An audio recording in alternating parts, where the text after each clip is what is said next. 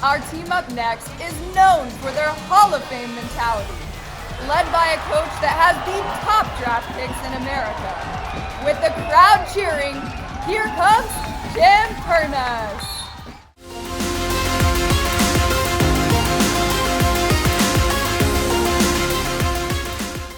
It's a great honor to welcome our next guest at the Fixed Ops Roundtable. Jim Pernas is the Vice President, Fixed Operations at Subaru of America, and first time here at the conference. Jim, welcome to the Fixed Ops Roundtable. Thanks so much, Ted. It's great to be here. Hey, great to have you. And, we've heard so much about Subaru at these last few events. As you probably know, Tom Dahl spoke at the most recent one in November. And Tom really kicked us off with the charity towards Leukemia and Lymphoma Society. So we're very honored to have Subaru and Jim to have you here with the event as well. Oh, well, thank you. And thank you for the good work you do and the money that you help raise. It's fantastic. It's really our audience. And, I think you'll agree with me, because I know you've been in the business a long, long time, that the dealers are historically very charitable, and the automotive retail industry is charitable. I know Subaru, that's a big part of your message as well. And, I think, by the way, it's one of the differentiators about Subaru of America that not every manufacturer can say. Yes. We believe in giving back to the communities that we serve. Our retailers certainly do. We call it the love promise and the 6 stars that guide us. And it's really about doing the right thing for the customer, and just as importantly, doing the right thing in the community and giving back. Yeah, and I sense from speaking with your retailers that is at the forefront, and they do the right thing, and which has not always been the case among other retailers in the industry historically. Jim, you've had at Subaru tremendous sales growth for a lot of years now. And that's also produced a tremendous demand in fixed operations, and will into the foreseeable future, service and parts for years to come. Tell our audience a little bit, how are you preparing your Subaru retailers for this? Yes, well, you're correct. We've been very fortunate to be on a great growth curve. Certainly, we're looking for more product as we go forward through the current production challenges in the industry. But we've got a huge units in operation count, 7-year UIO, and it's continuing to grow. And for many years now, we've been working with our retailers on fixed operations expansion. We started first looking internally at ourselves and at Subaru of America to make sure we have the right overall RDC network of parts distribution. And we've enhanced that over the last 18 months. We've added 1.5 million square feet of parts distribution. We've expanded our technical training centers for more capacity. So we first looked inward, but just as importantly, we partnered with our retailers and created the Fogt program about 7 years ago in the early stages of our vehicle sales increase and trend. And the Fogt program was where we would partner with our retailers on their plans to add stalls, add capacity in fixed operations, in parts and service for the growing UIO. And it's been hugely successful, great participation, partnership with our retailers to build the physical plant, the physical presence and the footprint of their stores to capitalize on the units in operation.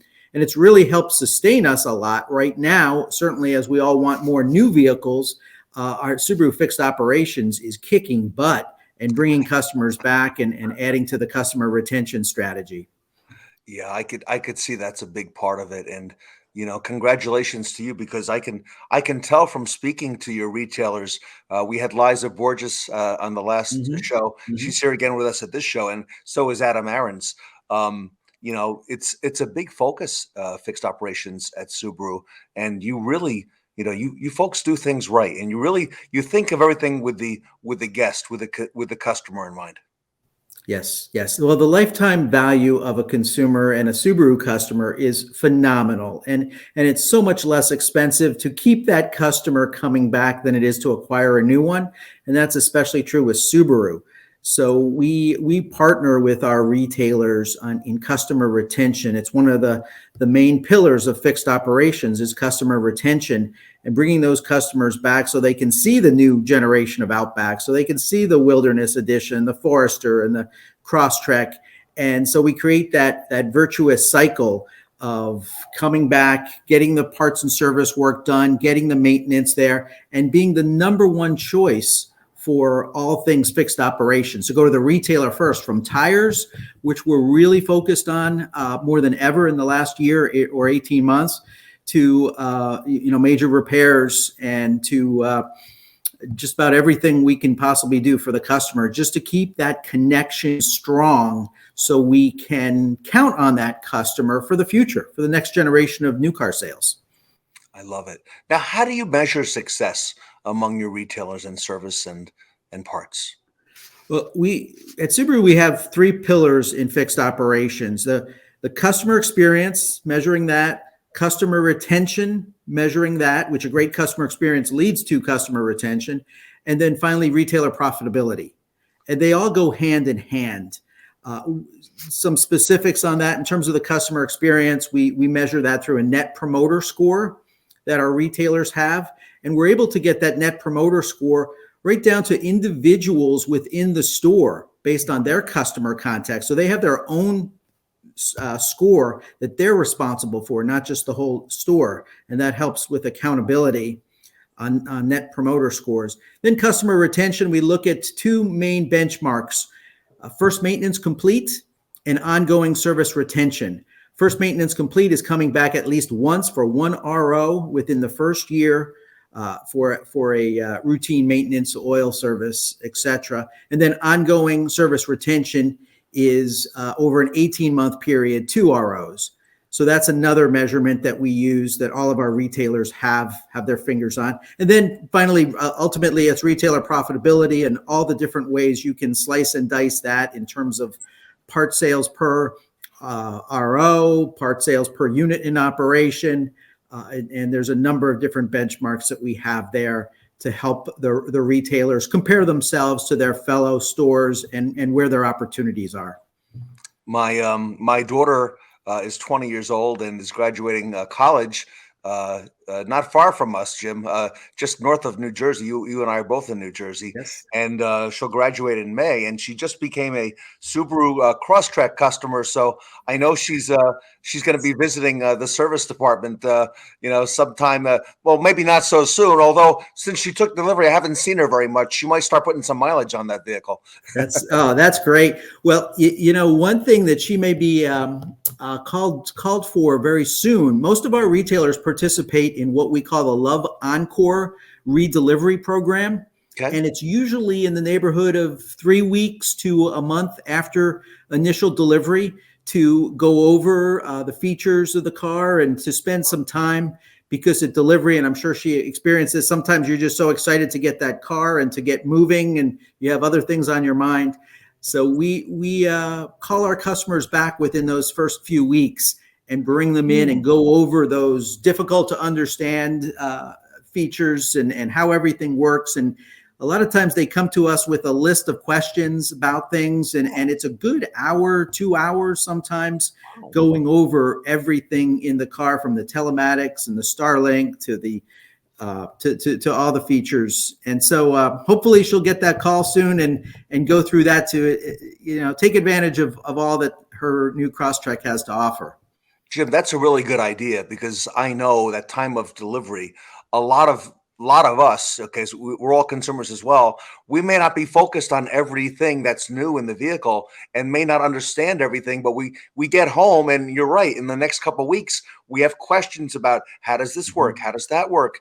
And that's a really wise move. So I like that a whole lot. We have a lot of retailers participating in that program. Not all of them. It takes a discipline, and that is not meant to sell anything, that appointment. It is truly a follow-up redelivery to answer questions, to go over technology. There's so much technology in these cars, and really to create that bond for that first maintenance, for the future, but do it in a soft way where we create value, where we answer questions and help them enjoy their vehicle more.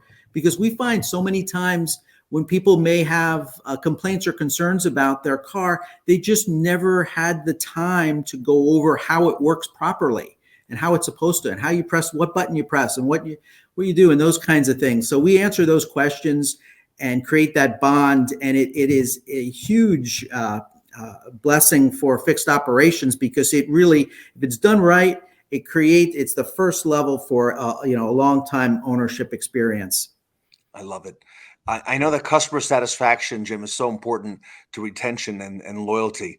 I can't, mistake, how you're always number one in that category. Yes. Yeah. 3 years running with JD Power's brand loyalty, number one. I'll answer that question in terms of the Love Promise University. Okay. And that's a new initiative where we've got, in all of our zones and independent distributors, we've got a trainer, a Love Promise customer experience manager that's working with the retailers to create what we call Love Promise moments. Those extra moments in the store where we're doing the right thing, where we go above and beyond, where we exceed customers' expectations. So the whole umbrella strategy is called Love Promise University. And we try to instill these moments of heart. And heart, another acronym, is honesty, empathy, appreciation, respect, and trust. So, it's very hard to train on the softer skills in our industry, especially to train for empathy. And we're working on that, and we're starting to see some good success from that, because it's so important to create that bond and that trust. There's a quote that comes to mind from Maya Angelou that says, "I've learned that people will forget what you said, people will forget what you did, but people will never forget how you made them feel." And so on that basis, the Love Promise University is about making that customer, feel right, feel trust and respect and follow, and genuine concern for whatever their issue is. And so we're very focused on that. It's a big undertaking. It's not easy. It's a culture shift, but we're seeing some early signs of progress. We've just started on this within the last 2 years.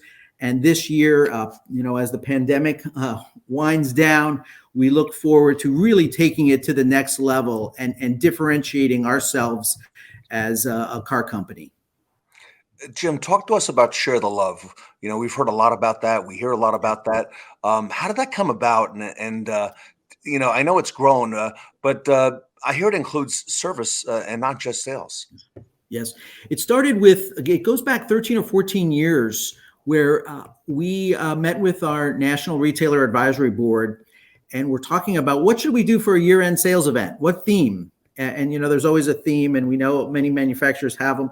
And the idea was, well, what can we do for others? What can we do in the spirit of Subaru and giving back and sharing the love? And so our tagline, Love, we wanted to show in a demonstrable way how we do that. So we decided to call it Share the Love, and we launched it from Thanksgiving through New Year's every year.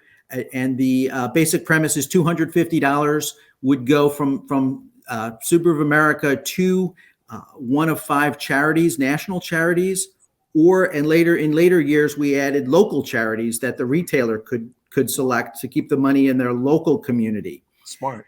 And so, so it's evolved. And now within the last 2 years, we've added parts and service where per RO, and there's a lot of ROs between Thanksgiving and New Year's every year, we contribute $2 and the retailers contribute $3 for every repair order. Wow. And I'll tell you, that adds up significantly.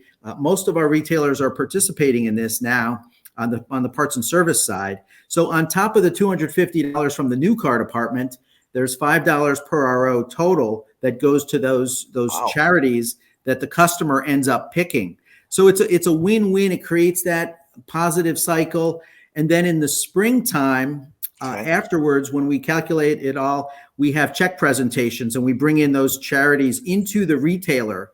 And many times our factory reps are there, and we can talk about what that charity does and really make it a win-win all the way around. And I'll tell you, Ted, we're over $225 million contributed in those 13 years. Wow. For the Share the Love program, and looking to make that over $250 million this year. Wow, Jim. Wow, that's amazing. Tom Dahl, when he was on the event a few months ago, told us about personal letters that Subaru owners write, and they do it daily. And I know you get those as well. Is there a theme about their experiences, being Subaru owners? Yeah, our customers are passionate and they're concerned, and they want us to do better if they feel something didn't go right. And they'll tell us, whether if they have a concern on the vehicle itself, the way they were treated at the store, something else. Many times it may be a little thing or a communication thing that we can nip in the bud and create a positive cycle out of it. And we follow up, and I'll tell you, Tom Dahl reads every single letter that he gets, and I often get copies when they pertain to fixed operations, and so does our entire executive team. And we follow up and do the right thing. We have specific folks that are involved in the follow-up and listening to that customer and seeing what happened, why did it happen, what can we do to avoid it and to make it right. And it's very important to us, but not just to make it right, but also to try to see if there's something systemic about it that we can change so it doesn't happen to that next customer. Wow. And you definitely do things right. Finally, Jim, we're hearing a lot now in the industry, more than ever before, even more than just a few months ago, about EVs and what's coming. And, maybe a year ago, a year and a half, 2 years ago, not so much. But now, a number of our panels have been addressing EVs and infrastructure and the requirements. So talk to us a little bit. I know you've got some things coming, okay, a little bit later on in the pipeline. But what are some of the challenges that Subaru retailers may face from a training and a customer service standpoint? Well, we are excited that next month is start of production of the Subaru Solterra, our first all EV, all electric. We've had a number of different hybrids and plug-in hybrids, but this is our first all EV. So we're early on the learning curve from that standpoint, but there's tremendous interest. Our customer has always gravitated towards new technology, certainly towards environmental technology. And we opened up customer reservations this week for the new Solterra, and it's been a record number of customers. I can't even keep track of where we're at right now that are planning to buy this. Over the first 6 months, we only opened up 6 months of production at this point. So we're still in the learning stages. We've got a curriculum being developed at the technical side of things right now, and are starting on that. We've got web-based training and in technical training in our technical centers as well. We're also looking at new ways to reach these customers because they want to be treated differently. All of our research and all of our customer feedback shows, and we're looking at an initiative with pickup and delivery where we could go to the customer's house, the EV customer, and pick that vehicle up and do the services, drop off a loaner if that's what they request. Whether they do or not is up to them. And then do that level of basic maintenance, whatever it may be. It's all different on the EV, certainly. But to keep that bond with the retailer as the number one place for all things parts and service, and to keep that bond with the EV vehicle, which we know is so important because it's new technology. There are some customers out there that think it's just plug and play, and it's another appliance, and you plug it in, and that's all you ever need for 100,000 miles, and that's not true. So we believe this pickup and delivery will be a good avenue for our retailers to keep that connection with those new customers, those EV customers, keep them coming back. and we're gonna learn from it. We're excited about it and ready for the opportunity.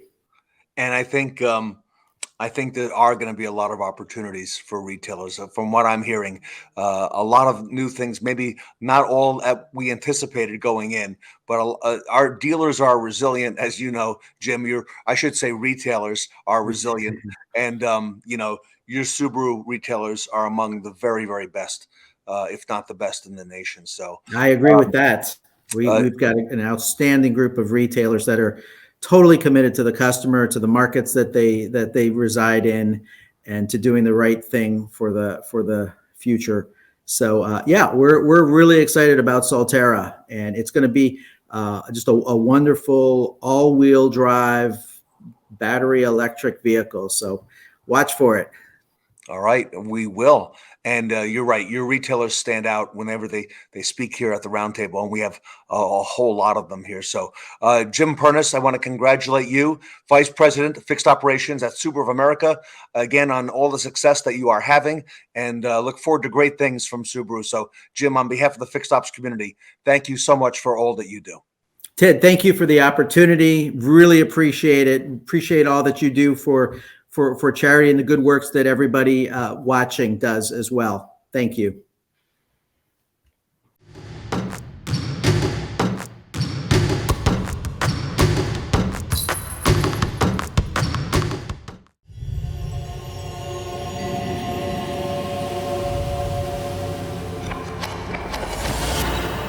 Everybody wants to be part of a bigger story. And to see something like this in such a big industry is a big accomplishment. When I heard about Rapid Recon, I was like, man, that's ahead of its time. And now I feel like it's absolutely revolutionary. We are changing the automotive industry one dealership at a time. Just about anybody can tell you that you are struggling or that you might have a bottleneck somewhere. But what do you do about that? Rapid Recon is the one software that unifies all the departments. You're going to go from chaos to organization. Reconditioning is all about making a vehicle ready for sale. The whole idea of Rapid Recon is to take 15 days average to get these cars ready to sell and take it down to 3 to 5. You can see the bottlenecks that we can eliminate. As a dealer, to be able to log into a website or your app on the phone and know precisely where each car is from all your dealerships, that's invaluable. We can give the decision makers information that they need to make the decision immediately. It's live. You can log into Rapid Recon and see exactly where you are. What it means is making decisions based on true information. It makes all the difference in the world. What gets measured gets better over time, and Rapid Recon does that for us. There's nothing like that in the market. I oversee 19 of our stores. We're processing 2,500 cars a month. You need technology to make it more effective and overall more profitable. Rapid Recon is more than software. What's unique about Rapid Recon is the people that come with it. One of the reasons why we're so good at this is because a lot of us did come out of the car industry. The software is amazing and it's a tool, but we're not software people.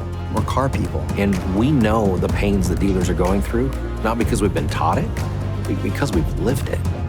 We get so much praise for our customer service and how well we take care of our customers, and it's because we genuinely care. They're not going through an automated system. When they call, it's a live person right there. Rapid Recon is just not the name of the company. Rapid means we got to be fast and accurate.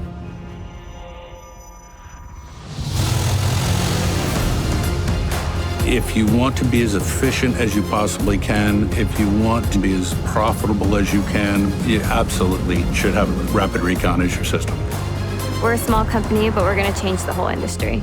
I'm really excited about how the company's growing. I see us in more dealerships worldwide. In 5 years, you're going to see that Rapid Recon is a must for every dealership. We're making a big difference. We're changing this industry in a way that it's needed to change for a long time.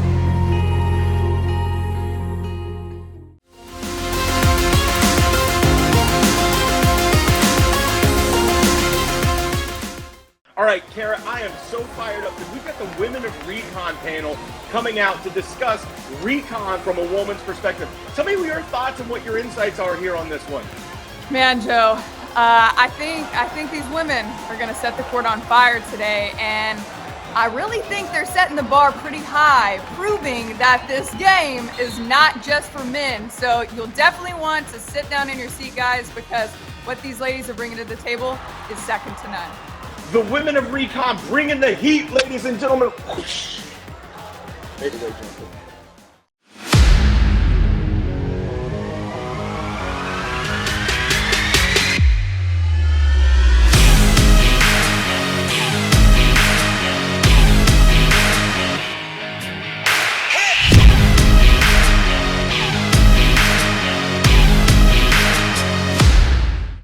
Never before in our industry has there been such a focus on recon, reconditioning of vehicles, and it is a great privilege to present to you the team from Rapid Recon. Not just any team, this team is the women of Recon, and I would like to welcome back to the Fixed Ops Roundtable Stephany McLaughlin, who was on our weekly show a little while back.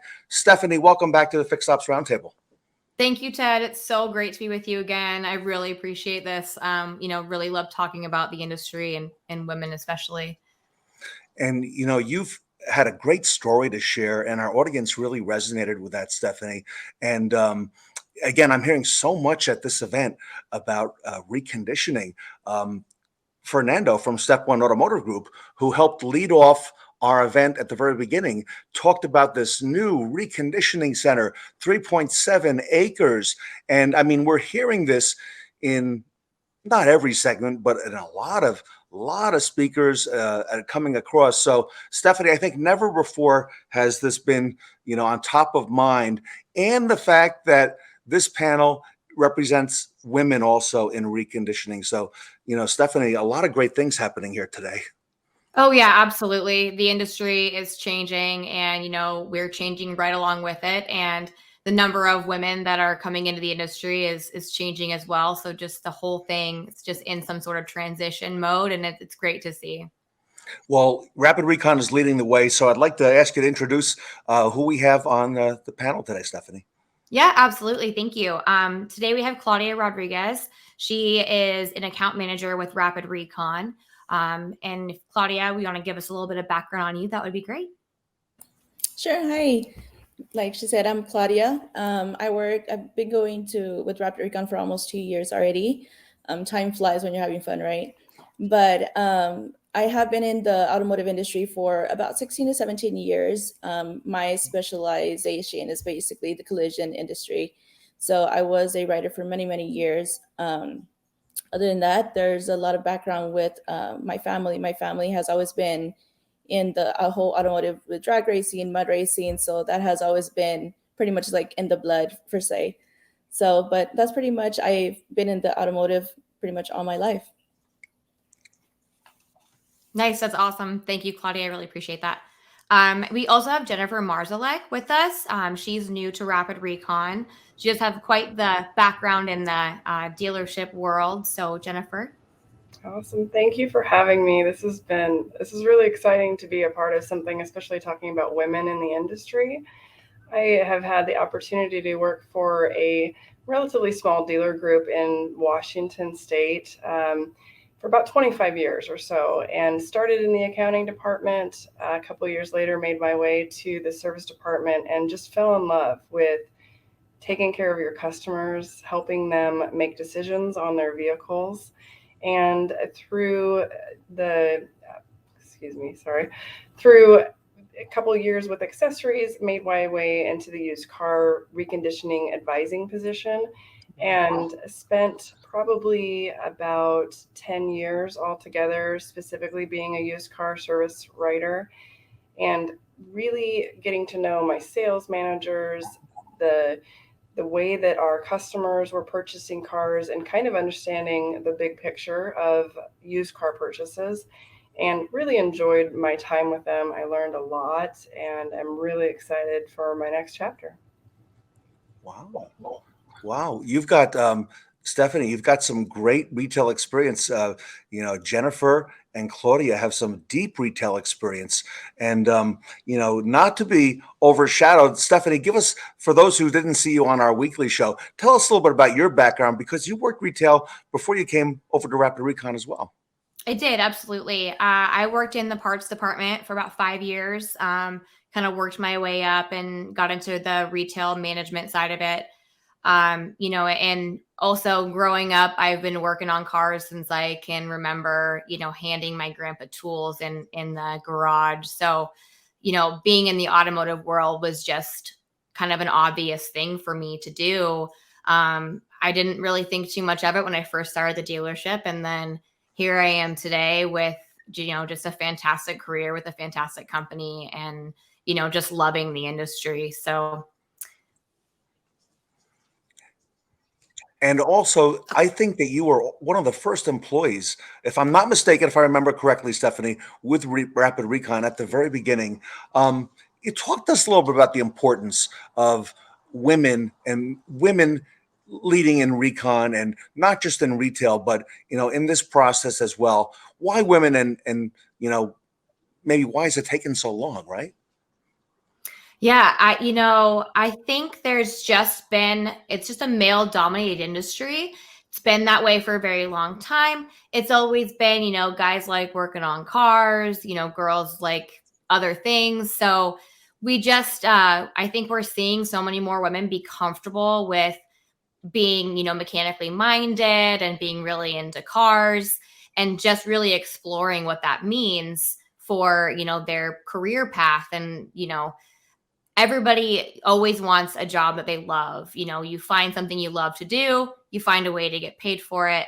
And then, you know, you've found a good career. And so I think women are realizing that not only do they have some assets and some values that maybe aren't really seen as much in the industry, but also, you know, their love of cars is just translated automatically to the customer experience. I love it. That's so true. Claudia, let me come to you. What do you think on women and recon and in retail, especially with your you know, vast experience as well in retail? Like Stephany said, I mean, pretty much there's a whole different view how we're able to go ahead and communicate, you know, as women. We have a little bit more attention to details and stuff like that. So that definitely helps out with different variations that we get to go ahead and pinpoint. So women in recon, long overdue, definitely. Long overdue, but definitely something amazing and something great to be a part of. It excites me to go ahead and see other women, even, you know, with going on their non-traditional route, to go ahead and just expands their love and their passion that they have for vehicles. And Claudia, we talked a little bit about this before the panel started, but I believe that as a woman, you've also got a lot of insights, okay, that are, you know, into a lot of nuances in the process. Talk to us a little bit about that and some of the advantages, if you wouldn't mind sharing that.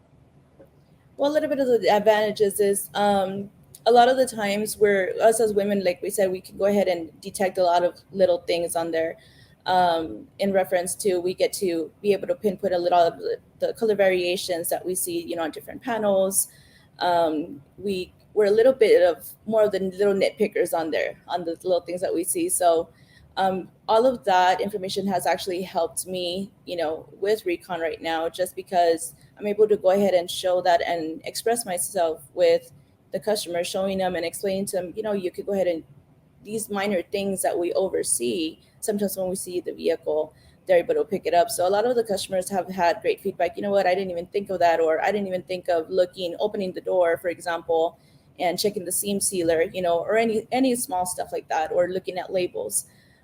So me being in the industry before and having that under my belt, I guess you can say, has definitely helped me with the customers now, because I know exactly what they're feeling and the struggles that they go through on the daily.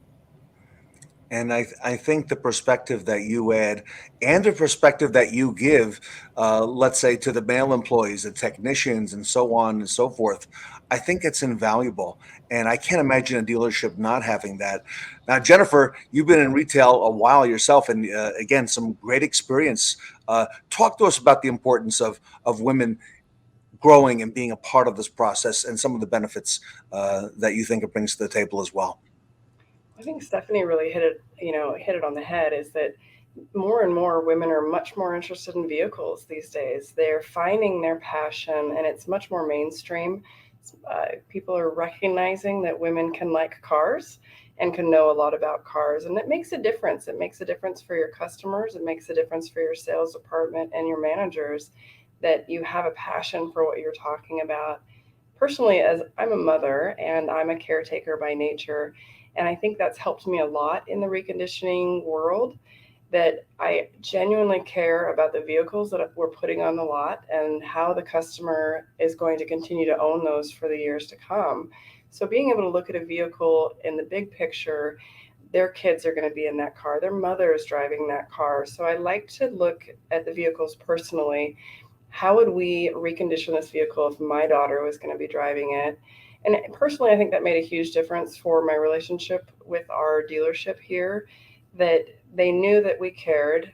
My technicians cared as well. And I think it made a huge difference. And having a huge passion about the vehicles helps. As a service advisor, anything with high miles, I was able to drive home. I did have to be towed back to the dealership a few times, but I genuinely enjoyed driving the vehicles and driving them as a customer would. And that was a huge help as well. And again, giving a big picture for the sales managers to make a decision, whether you have some body work that needs to be done, mechanical work that needs to be done, but does it feel okay? Does it drive okay? Would they put their mother in it? And I think that was huge and instrumental in my success as a reconditioning advisor. Wow, powerful. Stephany, let me come back to you. What do you think? That's such a great way of looking at it. I absolutely agree that women bring that kind of sense of care to the industry and to those customers, because we truly do care about people, and it just it rubs off on people, and like Jennifer was kind of, I think, alluding to a little bit, is when you are a caretaker and you are so interested in that, people around you see that and they're like, oh, that's how we can best serve our customer. And I think, like she mentioned, her technicians even cared, genuinely about the people that were going to be driving those vehicles once they were done doing the reconditioning on it. And Stephany, I think, a lot of that historically has been missing in the car business and the retail side.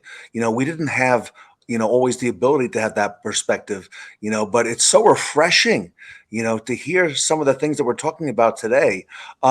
Liza Borges, who is a dealer in Virginia. She has a company called Carter Myers Automotive Group, and she's the CEO. And they've probably got today, I think, between 25 and 30 dealerships. Liza talked to us at the Roundtable that most of her and many of her service advisors, if not most, are women, are female. And, she talks about the importance in the hiring process, that they are looking for women, to be able to fill these roles, because, women as consumers like to deal with other women as well. Talk to us about that, the trust factor and the comfort factor as well. Absolutely. I think that women just tend to, at dealerships, get a little bit overwhelmed or a little bit intimidated by the fact that most of the salesmen are men, most of the advisors would be men. And, approaching, somebody who feels like they know more about cars than you do, it's a little bit intimidating. And a lot of women don't really know whether they can trust what somebody is, selling them or telling them is wrong with their vehicle, because of the thought that women don't have that car knowledge. And so there's just a trust between women and the female customers when they do come together, that, the women are going to kind of be on the same team. And also I feel like a lot of women are more willing to teach and to explain, well, here's what's wrong with your vehicle. And, here's why we need to change that. Here's the reasoning behind it. So there's more of a learning capability or abilities for the customer. So then they're smarter moving forward. Just, it kind of becomes a cycle of women really getting into vehicles and understanding how they work. Wow. powerful, Stephany. Claudia, do you want to speak to that? The learning part of what we just heard from Stephany, and what do you think? Absolutely. I completely agree with Stephany.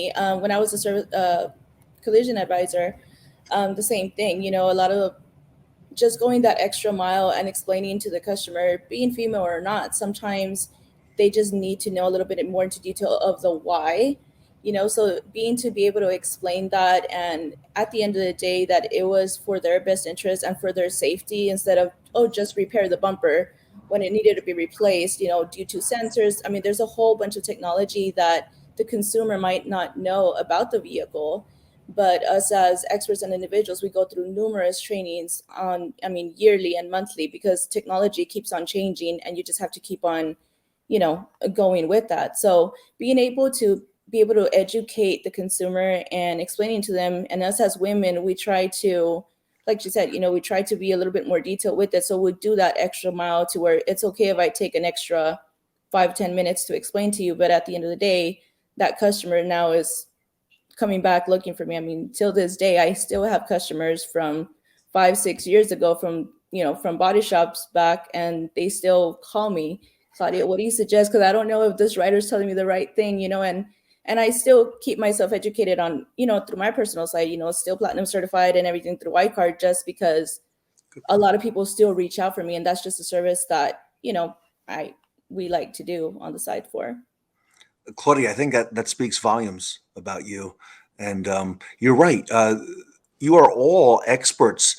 When you think about it, Jennifer, for a moment, the vehicles today being built, the new vehicles when they come out, especially over the last couple of years and now going into the future, they have all this ADAS technology, right?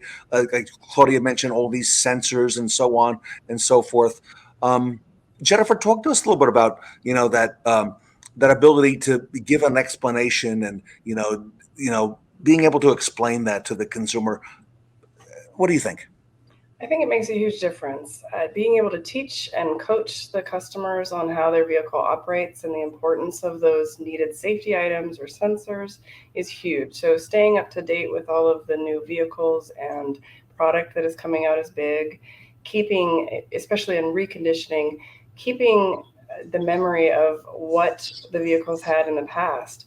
We may sell a vehicle that had 2 miles on it as sold it as a certified vehicle, or I might be selling a vehicle that has 200,000 miles on it. I still need to be as knowledgeable as the old vehicle as I am of the new vehicle. And I've realized over the years, back in the late 90s, there was a lot of customers, women have always glommed onto another female to listen and learn from. But in the beginning, I did get a lot of pushback from men, male customers, and some older customers, right? But over the years, our customers are evolving and they're realizing that we are just as knowledgeable as the men. We may have been a technician at one point. And so over the years, our customers have been evolving as well. And I do find a lot more understanding and patience from the male customers. I'm not getting that, well, you're a woman, I don't want to talk to you any longer. They're knowing that we are just as knowledgeable and important in the process as our male counterparts, and maybe sometimes we're even more knowledgeable, have more experience. So it's been nice to be a part of that evolution, because I can definitely see the difference between when I first started talking to customers and now. And once you start talking and they can understand that you know what you're talking about, then they are much more open to listening and really hearing what you're saying. And when it comes to safety, I think that is the biggest thing, is being able to communicate with your customer that what we're talking about really does need to be paid attention to. And when we're talking to a used car manager or a sales manager, they, over the years learned that when I'm telling them this is really important, we cannot sell this car without it. We had a lot of trust, and that was really important to me as well. Wow. Stephany, you've put a great team together here. And by the way, do you see this as being a competitive advantage for Rapid Recon? What do you think? Oh, absolutely. We've actually discussed this as a group multiple times. Again, just with the care of the customer, the knowledge of the industry. I will say not only the women at Rapid Recon, but all of our staff just has such a great, amazing background, a number of combined years of experience, and everybody really comes from a different background. So we really do have just an amazing team. And I think the women that are at Rapid Recon are so knowledgeable and are so, they care so much about customers. It's really our entire company really cares that Rapid Recon and your reconditioning process is as efficient as possible, and you guys are saving and making as much money as you can. And I think that transcends over to the dealer side, Stephany, as well. I heard something a while back for the first time at the Fixed Ops Roundtable, and I've heard it now come up a number of times, that there's actually, believe it or not, an ROI, return on investment, okay, by having and making sure that my staff is represented by women. And the same is true on the dealership side as well. There would be a lack of ROI by not having an adequate number, right? And by the way, Liza made the point. She says, Ted, won't it be great when we have someday in the future, in the not too distant future, a women's panel that's not just all women, okay? That's men and women, and we're talking about how we change the industry. Stephany, would you mind talking about that, the ROI? Because I think it pertains to the trust and the explanation and the learning, all the things that you're talking about today. Yeah, absolutely. I think women really do represent a large percentage of the decisions that are made when it comes to vehicle purchases. And again, going back to the intimidation factor, if you walk into a room as a woman where it's all men and you aren't the most advanced with your knowledge of vehicles, it's really, intimidating. It's a little bit concerning, and you're just, you don't really feel the most comfortable. If you walk in and there's men and women, you just kind of immediately feel a little bit more at ease because you do have that trust. And, there's something about even the men that work closely with women, it rubs off on them, kind of like what Jennifer was referring to.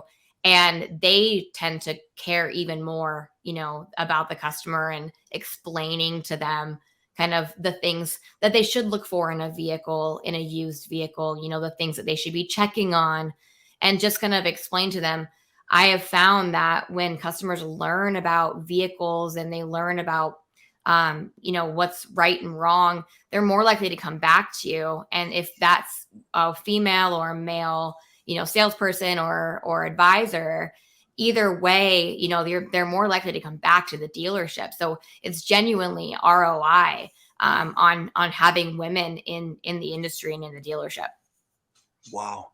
Claudia, can you speak to that as well? Also, being able to have that explanation, not just for the consumer, but for your staff, because I could tell that if, for example, if Jennifer was going to make a recommendation and I'm the pre-owned or used car manager, I would tend to listen to her, based on some of the things that she's been telling us so far today. What do you think, Claudia?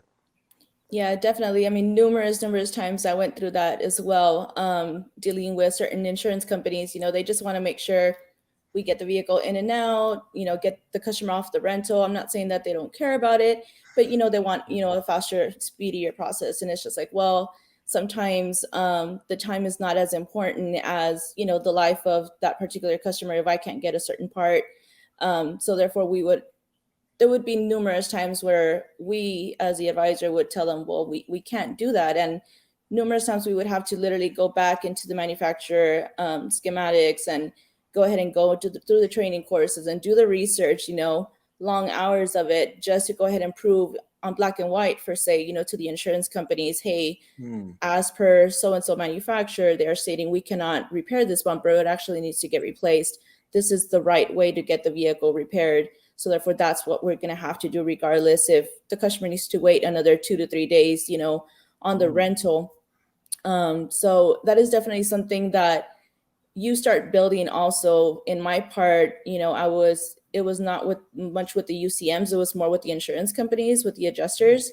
So therefore, they started kind of seeing, okay, if I tell Claudia that to repair it just because I can get away with it, now it was more like, no, Claudia, well, okay, they wouldn't really question it because they knew if I was asking to replace a bumper, it was specifically because there was a reason for it. It was either not repairable or it was a manufacturer requirement, to where I did my homework and I did my research. So it's more of a culture that you kind of start building with everybody else to, that you actually care, and you're not doing it just to flip these cars around. You're actually doing it because you care for the consumer, also for the person that's going to be driving. Like Jennifer said earlier, those are families out there. Would I put my child? Would I put my mom, my dad?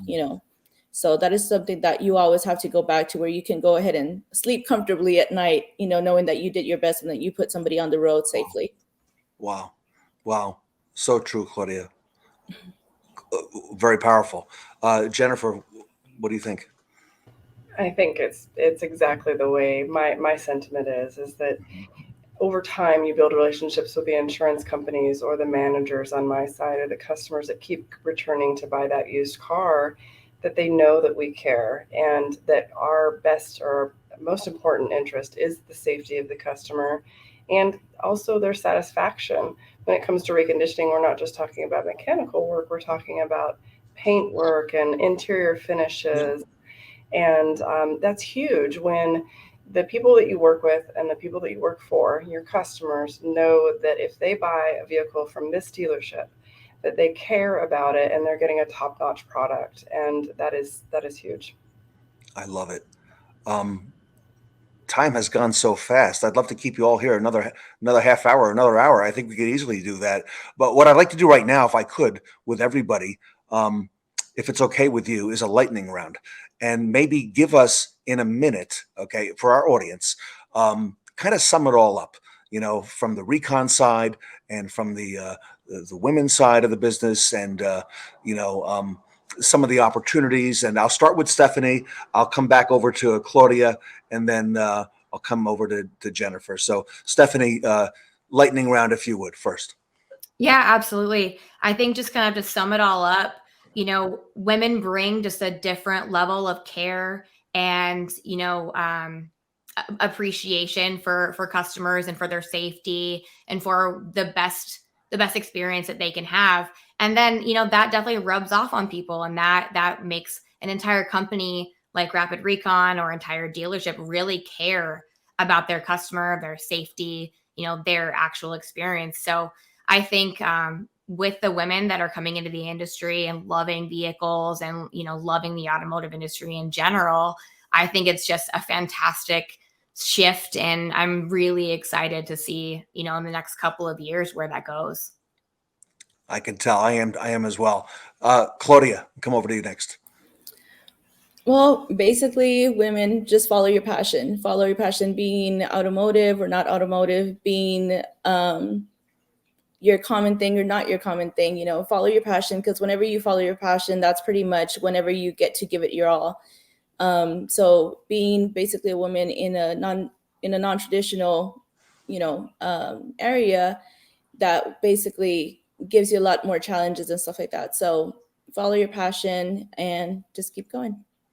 Claudia, great advice. Love it. Jennifer, bring it home. Oh, goodness. I think being a woman in the reconditioning world or the automotive industry, I want people to realize that it's okay. You can be a girl and still love cars and still get underneath the hood and get greasy and dirty with the guys. I've evolved in my joy of cars, but most importantly, I stayed true to myself and what was important to me, which is taking care of the people that I work with, my coworkers, my technicians, my advisors, my managers, and my customers. And like Claudia said, I've got some customers that I've known and helped for 20 years, and they will continue to be my friends for, hopefully the next 20 years. And I think that brings a lot of joy to my heart. And so don't be afraid, jump right in, but stay true to yourself and your values, and that will help evolve the team that you work with. Thank you so much, Jennifer. Great message. Rapid Recon is defining this and redefining this space. Stephany, your company does a great job. I want to thank everybody for being on the panel today. For our audience who wants to learn more about Recon and what Rapid Recon can do. Stephany, how do they reach out to Rapid Recon, to you? What's the next step? Absolutely. So go ahead and email in to info@rapidrecon.com. We've got a fantastic customer success and support team that will be, quick to respond. We love teaching people about Rapid Recon and anything having to do with the reconditioning process. So feel free to reach out. And we're looking forward to hearing from you. And I have learned that about Rapid Recon. You are definitely teachers. So I want to thank the panel. I want to thank Claudia, Jennifer. Thank you so much.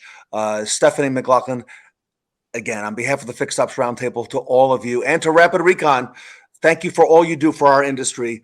Rapid Recon, the women of Recon, here today at the Fixed Ops Roundtable.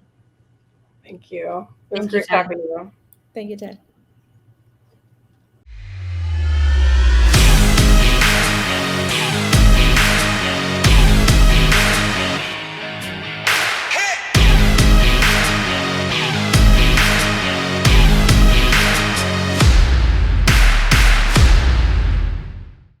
And we are back to remind everyone during each commercial break to please share our donation link, fixedopsdonate.com, to help put an end to blood cancers.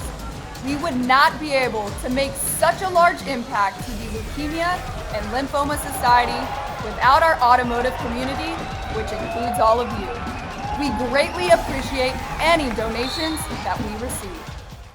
This evening brings many people together, fully aligned with one common mission and vision. The Light the Night event is an opportunity to celebrate survivors, to remember those who have been lost to cancer, and to recommit ourselves to the fight against cancer. As a cancer survivor, I feel that Light the Night is very important. This event truly gives survivors hope. When you see these survivors doing this walk, it shows you why you're here and why you need to continue to do better to find that next cure.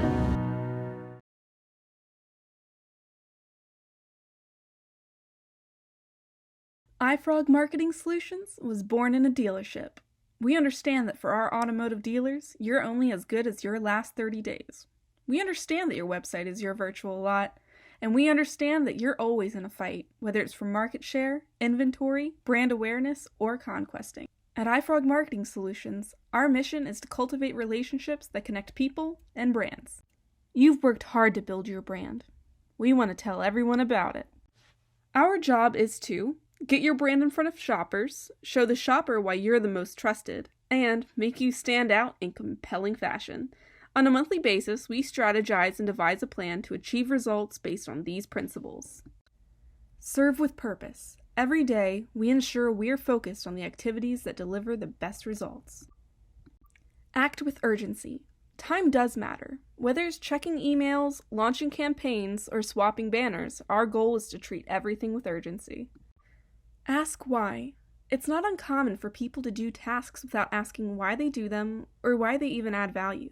At iFrog, we teach the why and preach the value of asking why.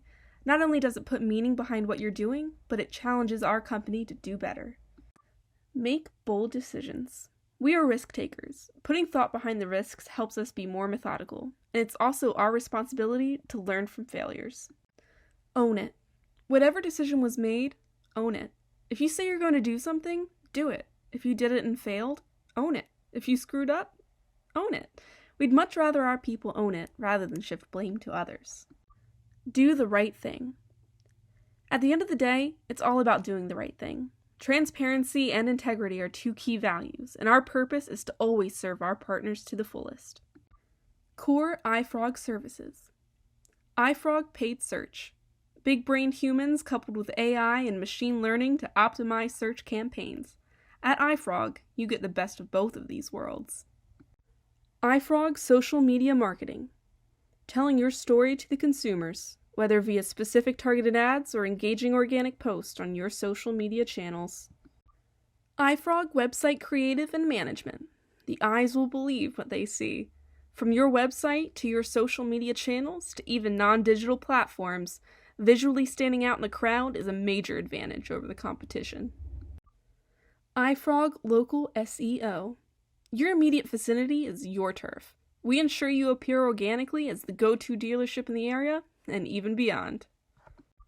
We were born in a dealership, and we know what it takes to help your dealership reach its goals. Contact iFrog Marketing Solutions today at 410-673-8278 or visit us at ifrog.com to get started.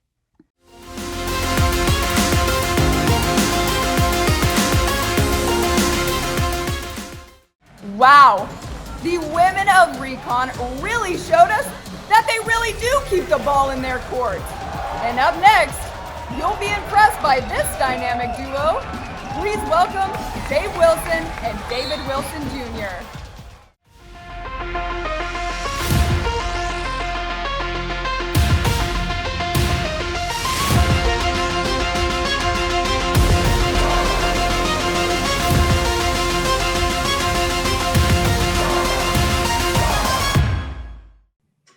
One of the great benefits of attending the Fixed Ops Roundtable is that we get to meet some of the best dealers in North America, and I do mean the best. And this segment is no exception. I want to welcome Dave Wilson and David Wilson Jr. from the Preston Automotive Group to the Fixed Ops Roundtable. Gentlemen, welcome to the conference. Welcome. It's great to be here. You know, I've heard Dave and David so much about your organization, and I've seen your posts on social media. And you know, Dave, I know you've seen some of the posts that Fixed Ops Roundtable has that on as well. And I gotta ask you, if you don't mind, because I mentioned the best dealers. Dave, it's typically the best dealers who have their core values defined and in writing, you know, for the guests and for employees to see. What are your core values, and in particular, how do they pertain to fixed operations?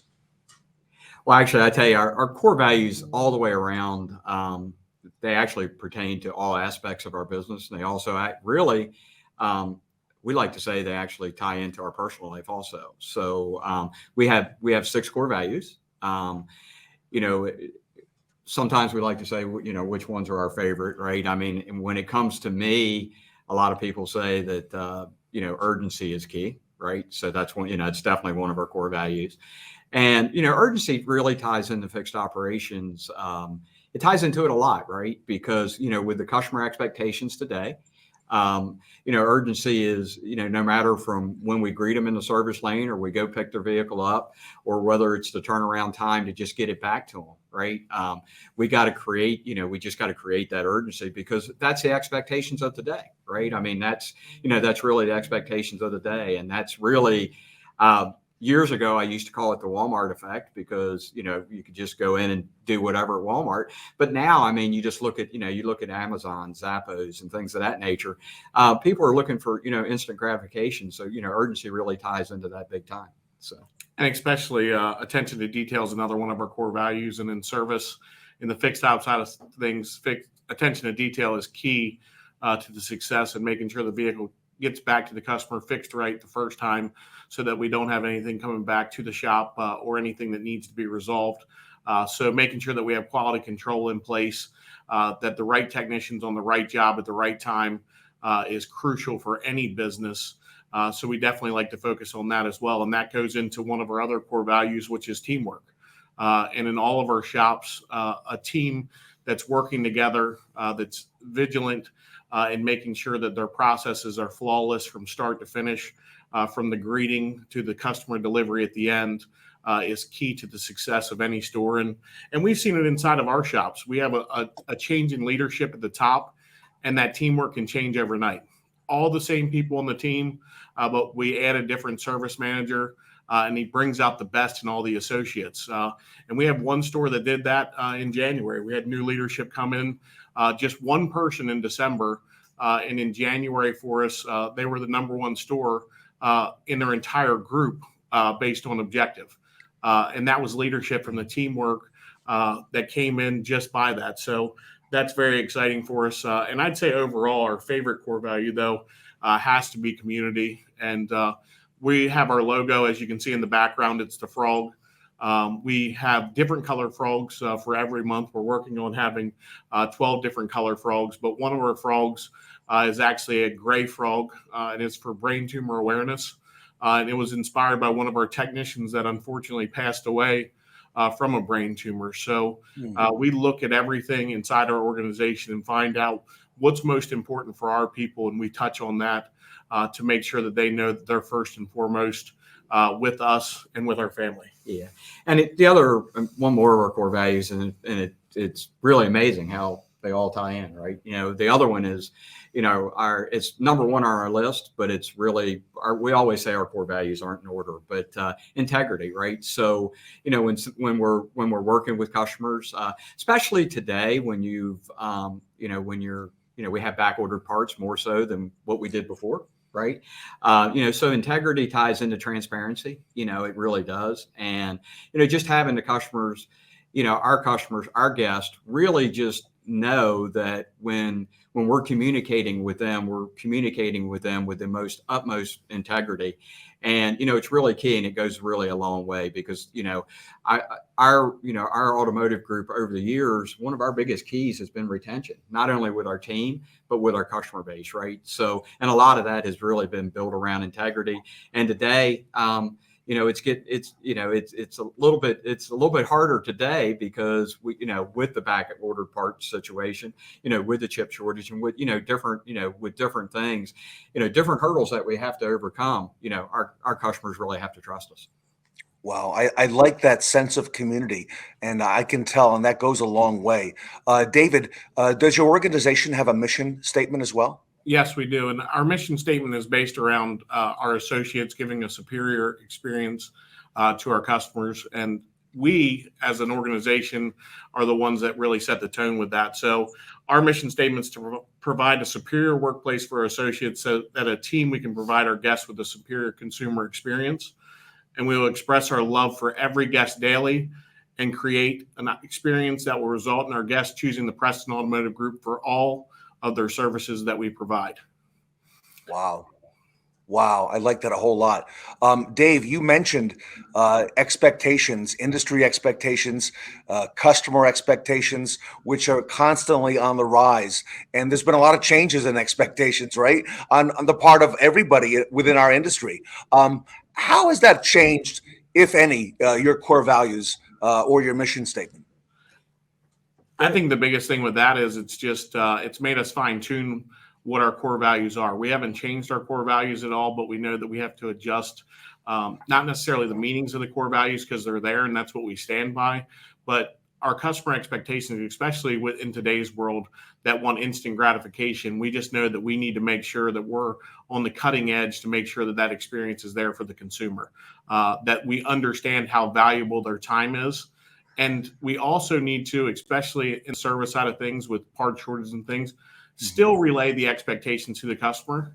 Sometimes it's bad news, but don't leave our customers in the dark. Don't let them not know what's going to happen. Give them the expectations. Hey, we're seeing a delay with this, but here's when you're scheduled. We'll keep you updated if anything changes.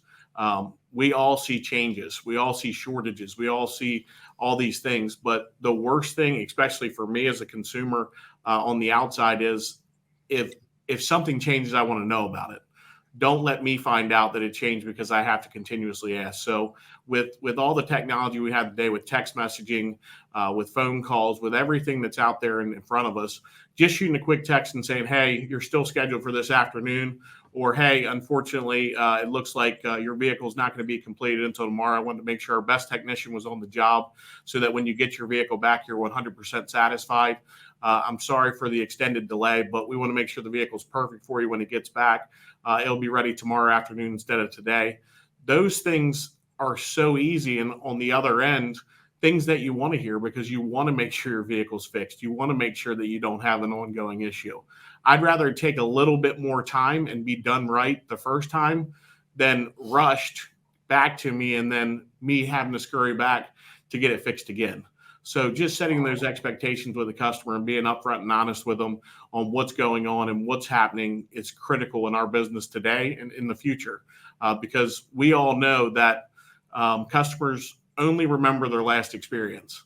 So make sure their last experience is their best experience.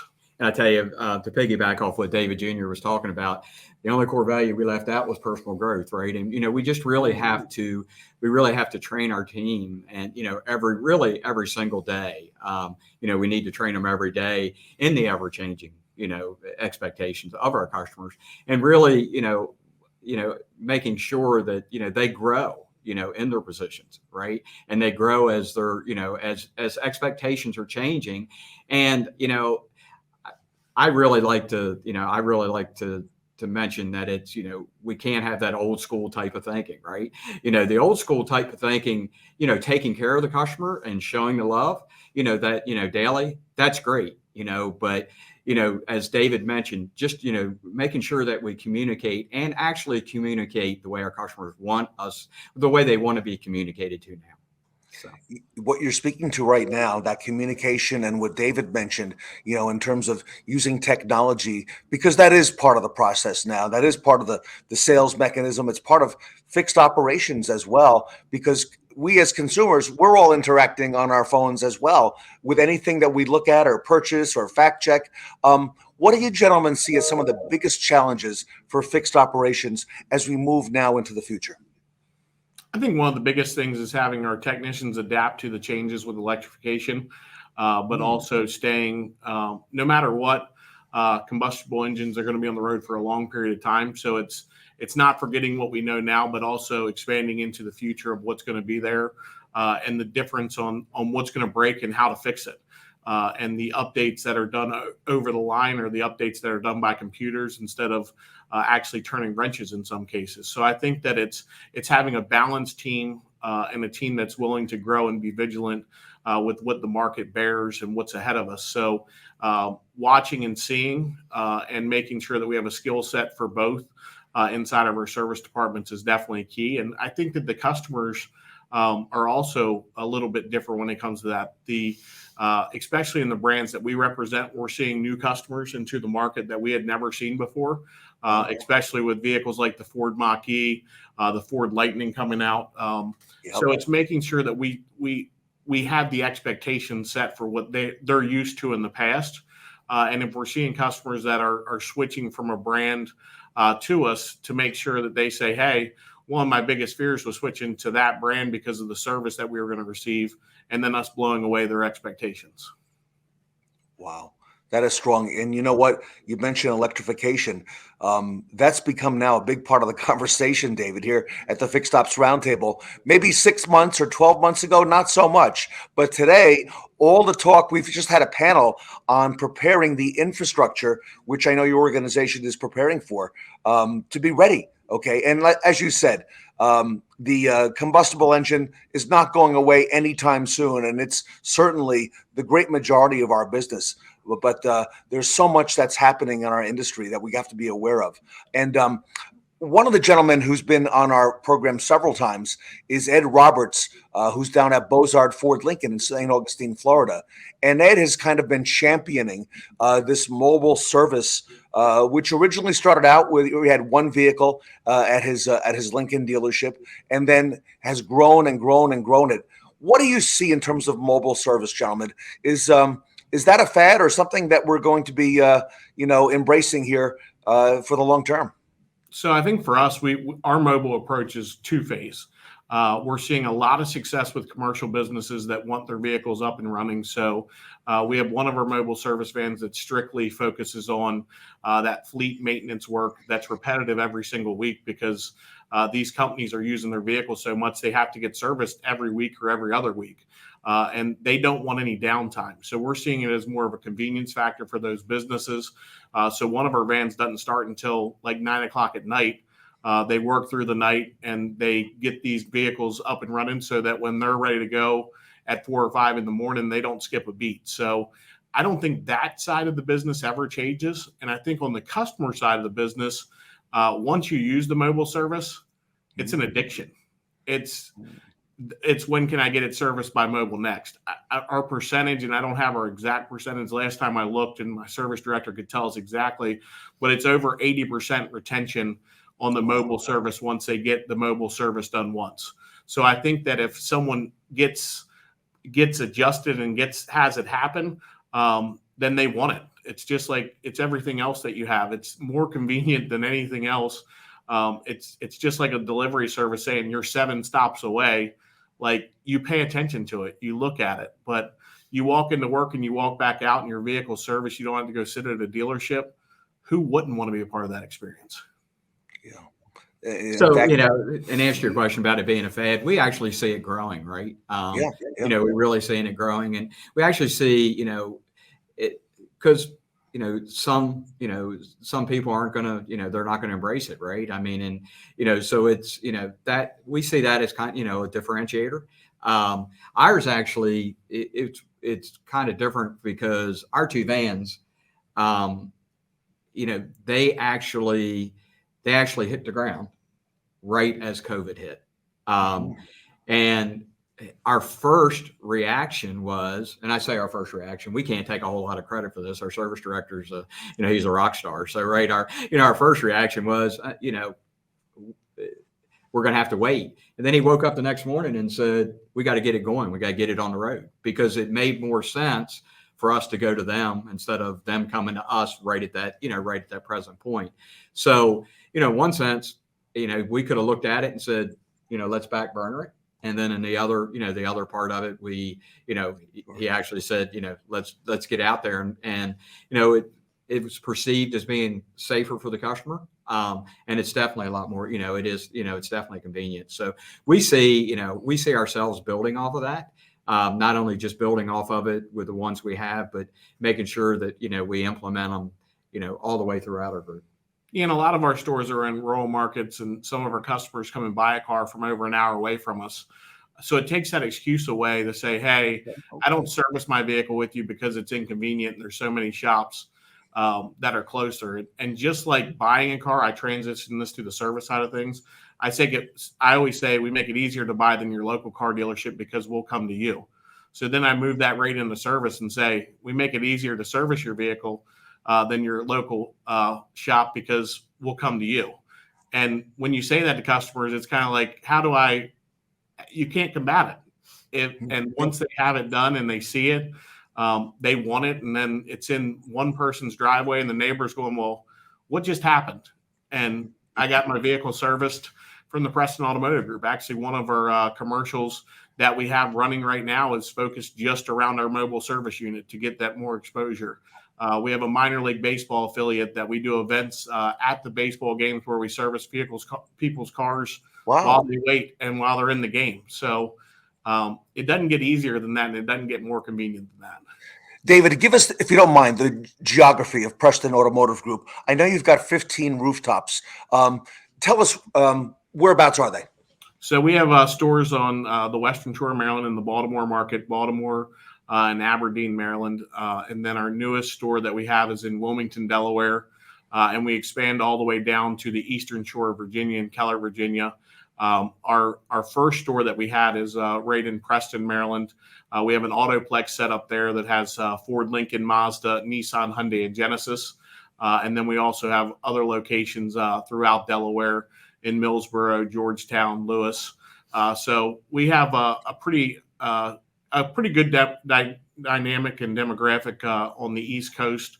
But a lot of our stores, especially our stores that we started with, are in areas that there's a little bit of travel time to get to. Some of the stores that we've recently acquired are in more metro and major market areas. Wow. And Dave, you know, there is significant longevity with your organization, starting out in 1975. And I remember you told me the story how you started off on the floor selling in 1977.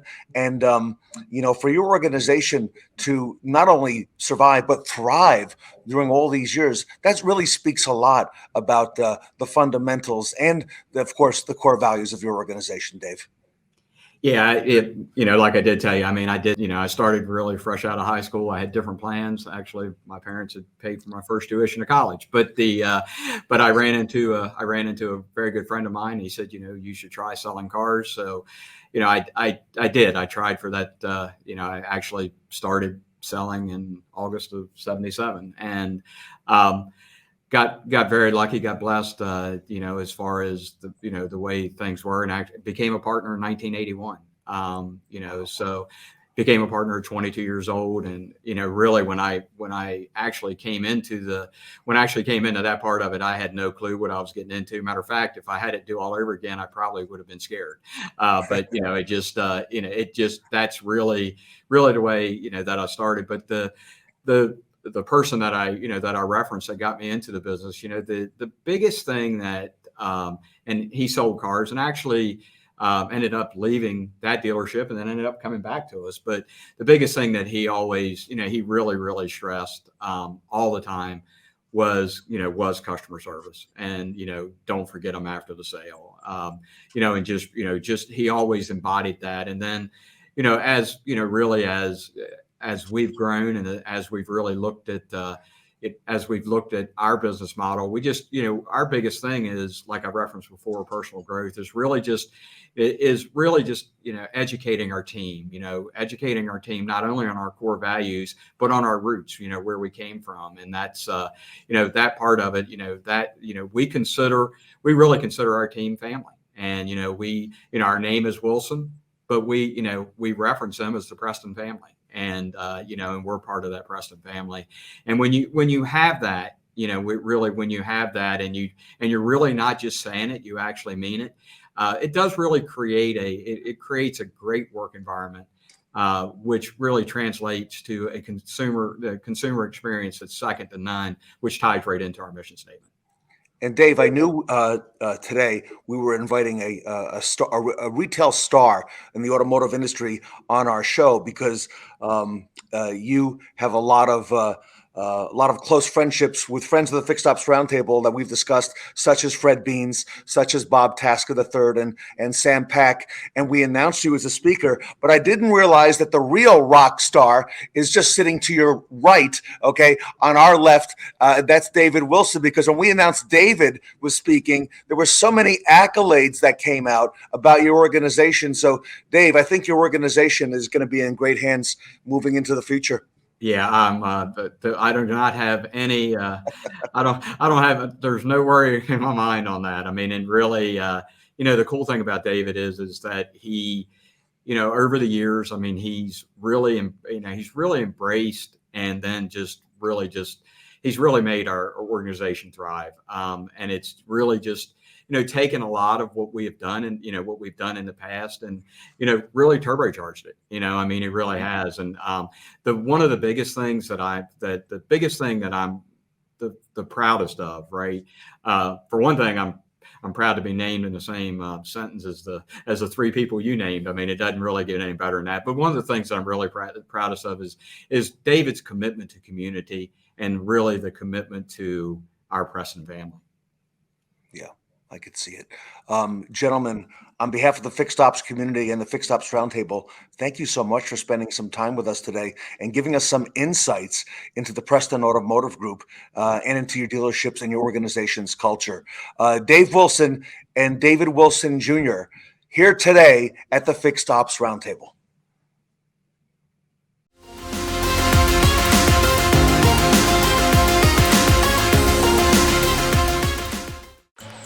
Service customers are key to healthy dealer profits. However, keeping customers for service and repair presents a big challenge. Over 80% of car owners stop using dealers over the years after their warranty expires. And 3 of 4 go online to research pricing. The reason? People think dealers overcharge for service and repair. That is where RepairPal can help. Each month, millions of customers trust RepairPal to find high-quality auto repair at prices that are fair and transparent. And we're talking repairs, not oil changes. The average RepairPal customer spends over $600 each visit. By becoming a RepairPal certified dealer, you benefit from our industry-leading estimator that gives customers confidence your prices are fair, overcoming their main reason to stop servicing with you. The result? You grow your fixed ops business and attract new customers from RepairPal and our partners. Learn more about dealer certification at repairpal.com/dealers.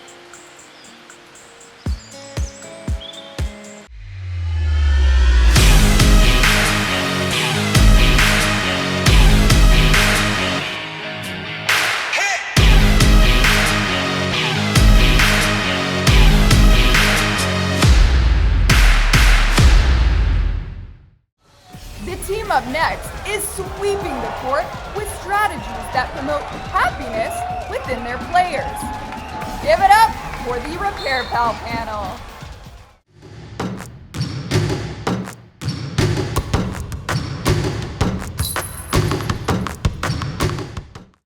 Welcome back to the Fixed Ops Roundtable, and it's a great pleasure to have with us today the RepairPal panel, and our topic is improving service advisor happiness. I want to welcome Art Shaw, the CEO of RepairPal. Art, welcome back to the Fixed Ops Roundtable. Thanks, Ted. It's great to be here. Hey, Art, great to have you. RepairPal is making great strides in the retail community, and especially now I see, Art, amongst dealers. And we're going to hear a little bit more about that today. But Art, congratulations on the success that you and the RepairPal team are having. You're really making a great difference. Thanks a lot. We really want to help the industry and help consumers find the right place to go. Yeah, and you know what? I think we've got some folks on here who represent some of the best places to go. And I want to introduce our panel, Art. And that includes Ed Roberts, who is the Chief Operations Officer at Bozard Ford Lincoln, and a great friend of the Fixed Ops community. And Ed, certainly one of the most popular people in retail automotive today. Ed, I see your picture and your likeness everywhere these days. We're certainly blessed to be out in the forefront for sure. Yeah. So, Ed, thank you so much for being here. Steve Hill. Steve Hill is a great friend over at I-10 Toyota out on the West Coast in California. Steve, welcome back to the Fixed Ops Roundtable. Thanks, Ted. Appreciate it. Steve, great insights. I know you're one of the PayPal certified dealers, so look forward to hearing from you on that as well. And of course, our great friend Scott Gregg over at Tucson Subaru. Scott, welcome back to the Fixed Ops Roundtable. Thanks, Ted. I'm very excited to be here with all this fine folks. Yeah, so we got an exciting panel, Art, so I'm going to kind of jump right into it. So what I want to ask everybody, and Ed, I'm going to come to you first, if I may. We've all seen, and we are experiencing now, the lack of new vehicles on the lot, and we've also got a very volatile used car market as well. I'm sure many of you are experiencing now that a lot of customers coming in are having vehicles appraised as they are on the service drive now. Ed, why does it make sense to keep service advisors satisfied right now and in high spirits? And what crucial role do the advisors play in turning a profit and in building customer relationships for you? Well, you want to keep an advisor happy because that's the market that we're in right now. We're in a repair market. We want to keep all of our people happy, but they play an integral role right now because if you can't replace your vehicle, you got to repair it. And advisors get an opportunity to meet our customers multiple times, whereas a sales department may see them once every 4 years, every 5 years. We get to see them twice a year. So building that rapport is instrumental on creating loyalty.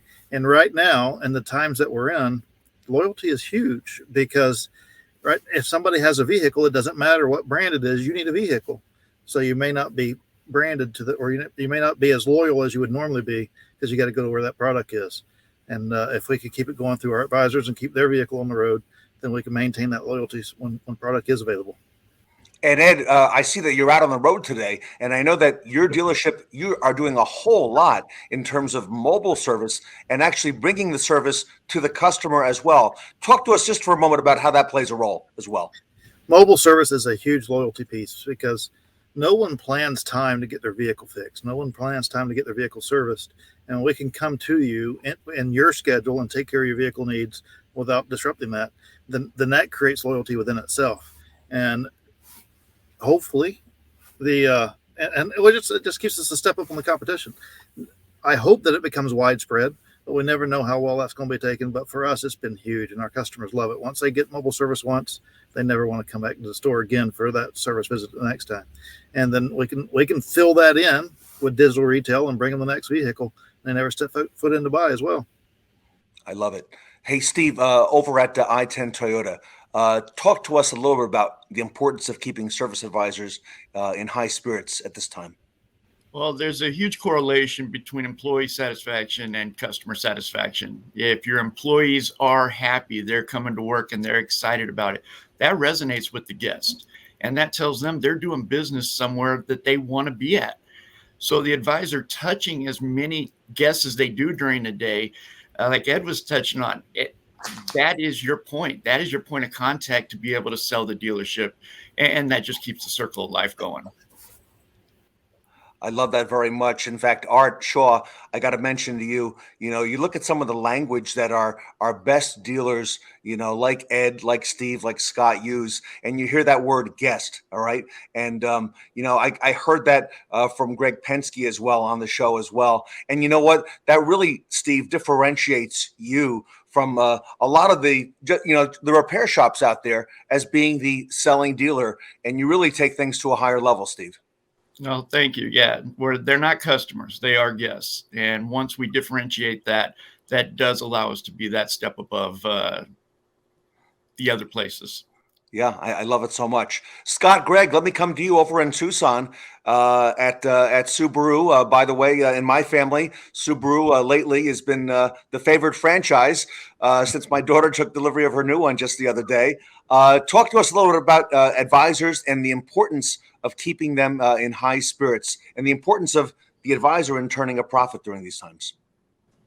Yeah, you bet. I hope your daughter's enjoying her new Crosstrek too. That's a nice vehicle. It's what I drive. So, Scott, I haven't seen her since she got it. So I mean, I bet not. I bet not. Yeah, they are fun. They definitely are fun and safe too. That's an important thing. But the advisor happiness is a critical thing because they're the face of the dealership to the service customer.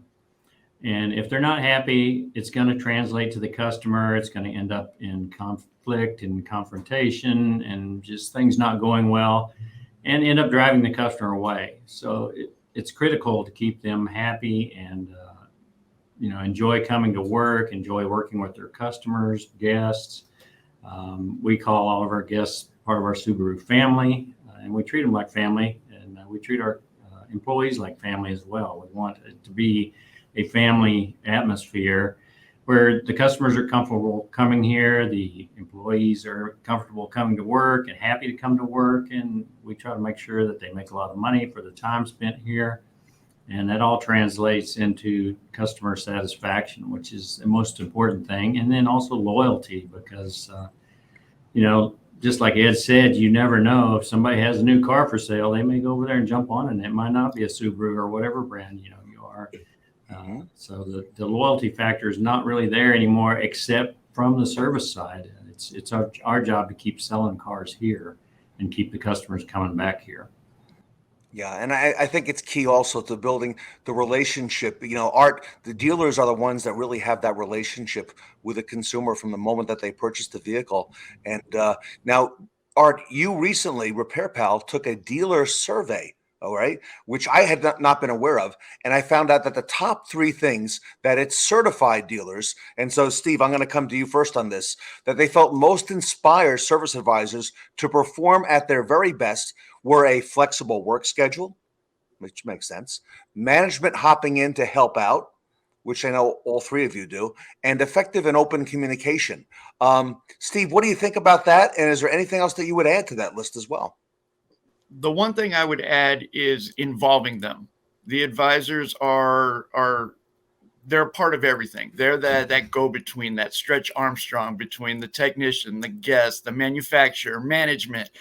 So getting them empowered to help with decision-making, bringing on, before we bring on any new vendor, I want to get some feedback from them. Is this really going to work? And that really helped us with RepairPal. That's our secret weapon over here. You've said that before, that it's your secret weapon. Talk to us just a little bit about that before I go over to Scott. Absolute confidence builder. I can train out of the BDC or an express advisor, somebody new to our store, and they know right then and there before giving that estimate out that they are knocking it out of the park. They are within the guidelines of our market area. And, it has just been fantastic. You take somebody that doesn't have any confidence, very little confidence, and you start showing them time and time again that RepairPal is showing we're right there in the market. We are competitive. And before you know it, they feel that. And then the guest feels it. And it just translates into higher retention and more sales. And Steve, I would imagine that that increased confidence also leads to improved performance for the service advisory team. What do you think? Absolutely, and the technicians love them for it. And Steve, your dealership, how many advisors are at your store? We have 10. Wow. So that's a really good volume store, and you guys do a great job. Scott, let me come over to you. What do you feel in terms of improving service advisor performance? Anything else that you'd want to add in terms of what you do or your team does? I think definitely empowering them is one of the best ways to improve their performance. I tell my people all the time that just take care of the guest. I don't care what it is. We can talk about it afterwards, but just take care of the guest in the moment. If you're not comfortable doing that, come get me by all means, and I'll jump in there 100%, and we'll work on it together. But I always involve them in that decision as well, because they need to be a part of it. They need to be empowered and feel like they are making the decisions. They need to let the guests know that they're making the decisions for them and taking care of them. And that leads to happiness from the customer, happiness from the guests, and just loyalty in long term. You know what I like, Scott, about the Fixed Ops Roundtable dealers and the key managers that come on is that you are among the very best retailers, and people really look to hear some of the things that you're doing that others may not be doing, and the things they would like to do. Now, Ed, I know you've got also a very large shop there on the East Coast, and when it comes to things like flexible work schedule, I imagine I could talk to folks like Crystal and find a whole lot more out. But tell us a little bit about what you're doing there, and as well as management hopping in to help out and open and effective communication at your store. Well, flexible work schedule is important. We look at it, we say it from that standpoint, but what it really means is work-life balance. And we get up and go to work to be able to have a life outside of here. And if we can't have that life outside of here, if work owns us, then what do we do this for? So one of the things that we do to combat that is we work as teams. And so that team has different staggered shifts. And if somebody needs to cover for somebody, they can, but somebody comes in early, somebody comes in late. So nobody's working bell to bell. And that's one of the things that advisors has commonly been known for is the long hours, because they have to work bell to bell. Well, we kind of ease that pain by spreading that. And then one of the other things you talked about was open channels of communication. Advisors get beat on a lot. They get beat on by our customers. They get beat on sometimes by service management because they don't go see them until it's time to zap them because they did something wrong. And technicians want to know why they didn't flag this or why they cut them short on that. And so they're getting hit on from every angle, and it's up to us to keep those channels of communications open and let them know what's expected of them. Maybe do some goal setting with them so they know what they're chasing after, rather than just let them sit out there and survive the day and hope that nobody comes over and rips their head off. So it's really being connected with them, setting an expectation, measuring that expectation, and helping them get there. And we are all a team. If there's a core team, but as a group, we're all a team. So when we need to hop in, we help each other. And we have 24 advisors, and I haven't had one quit on me. And thankfully, in quite some time, we lost one a little over a year ago to cancer. But when they live in that environment, they don't want to leave. And Ed, you've come up through the business. You're now the COO of Bozard Ford Lincoln, and congratulations on that. But you were the fixed ops director. And I know in looking at a lot of the videos that I've seen when we did the tour a couple times at your new location, that we see you hopping in, and you are right there alongside the advisors. You're out communicating with the technicians. Talk to us for a moment about the importance of doing things like that, even in your role today, although I know there's probably someone else in that fixed ops director role, but tell us the importance of that. Well, one of the things that I don't want to do for myself is I don't want to be sitting out there and only show up when something's wrong. I want to be part of the team, and I want people to be connected, and I want to get out and go know them so we can see that each other of us are real, and each one of us has different struggles with different things, and we have different opportunities with different things. And when we connect with each other and get involved and help each other out, then we learn what really motivates somebody, what really drives someone. But more so than anything, it allows them to see that you're one of them.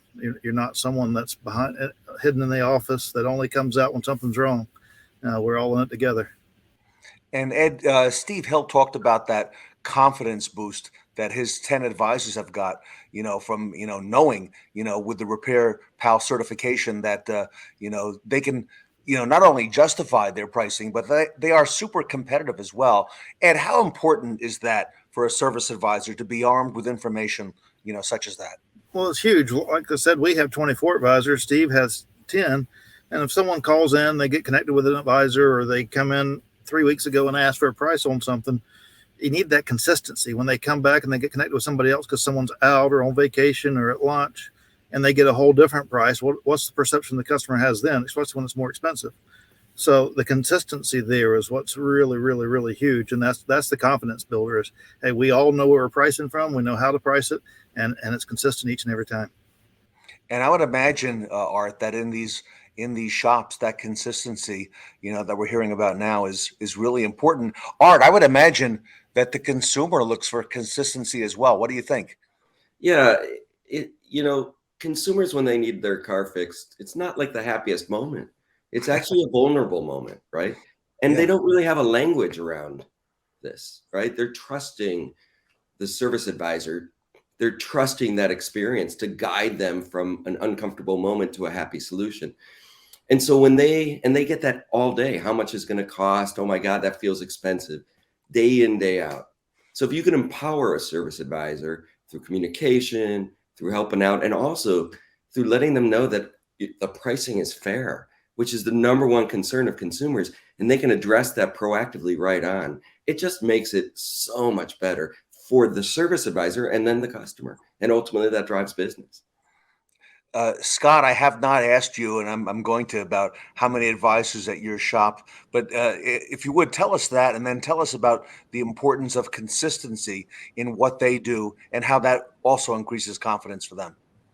We have 11 advisors here. And yeah, consistency is key. You can't have somebody calling in getting multiple different prices, or coming in with a quote and then what the advisor that greets them is not the same. It has to be consistent. We have menus and everything, and we use some programs that it's easy for everybody to look up and just be on the same page. So yeah, you have to be extremely consistent across the board, transparent all the way, and competitive with everybody in the area too. That's important.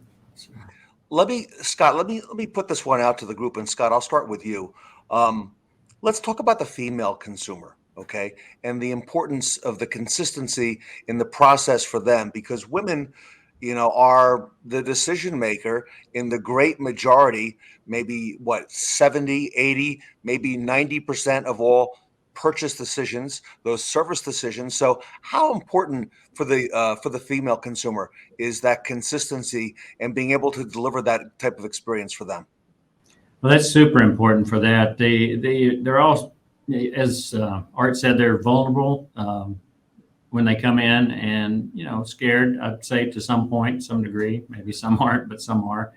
And if any lack of consistency just erodes at the trust, and it's easy to lose trust and then hard to build it back. So you have to be on point with your consistency, with your pricing, with what the advisors and BDC and everybody else is telling them. It all has to match up, and so that they do feel comfortable and feel that they can trust you to take care of their vehicle and take care of them as well. Yeah, that trust is a huge factor. Steve, I'll go ahead. I want to bounce that one off you as well. The female consumer coming into the service drive, talk about that, the importance of consistency in building trust and retaining that trust. Oh, absolutely. And it's with any guest, but a lot of your women already have a preconceived notion that they're going to be taken advantage of. So the defense is there. Now, once you've built that trust, they are going to be loyal to you until you prove to them otherwise. But it's a matter of getting to that point of building that relationship and showing that, nope, I'm here to help you. Plain and simple, I'm here to help you. And this is what you're going to get. And I'm going to be straight up with you. And you might not always like what I have to say, but you're going to know it's the truth. And that's respected. And Steve, I know you use RepairPal there at I-10 Toyota. Absolutely. RepairPal is a modern tool. It's not the old pen and pencil on a clipboard. I would think that technology is also something that consumers trust in today and want to have a bigger part of in their service experience. Well, and you have more and more people doing research, not just when they purchase the car, but they've already done their homework before they come in. So if you veer off of the set menu price or how long it's going to be, no, the consumer has all the information. The internet has made that available.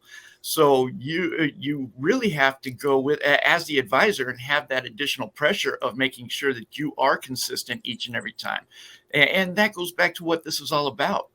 We're making sure that the advisor, who is the face of the dealership, especially on the fixed ops end, but that they are happy, that they have the information, that they have been retained, because you just can't put a price on that.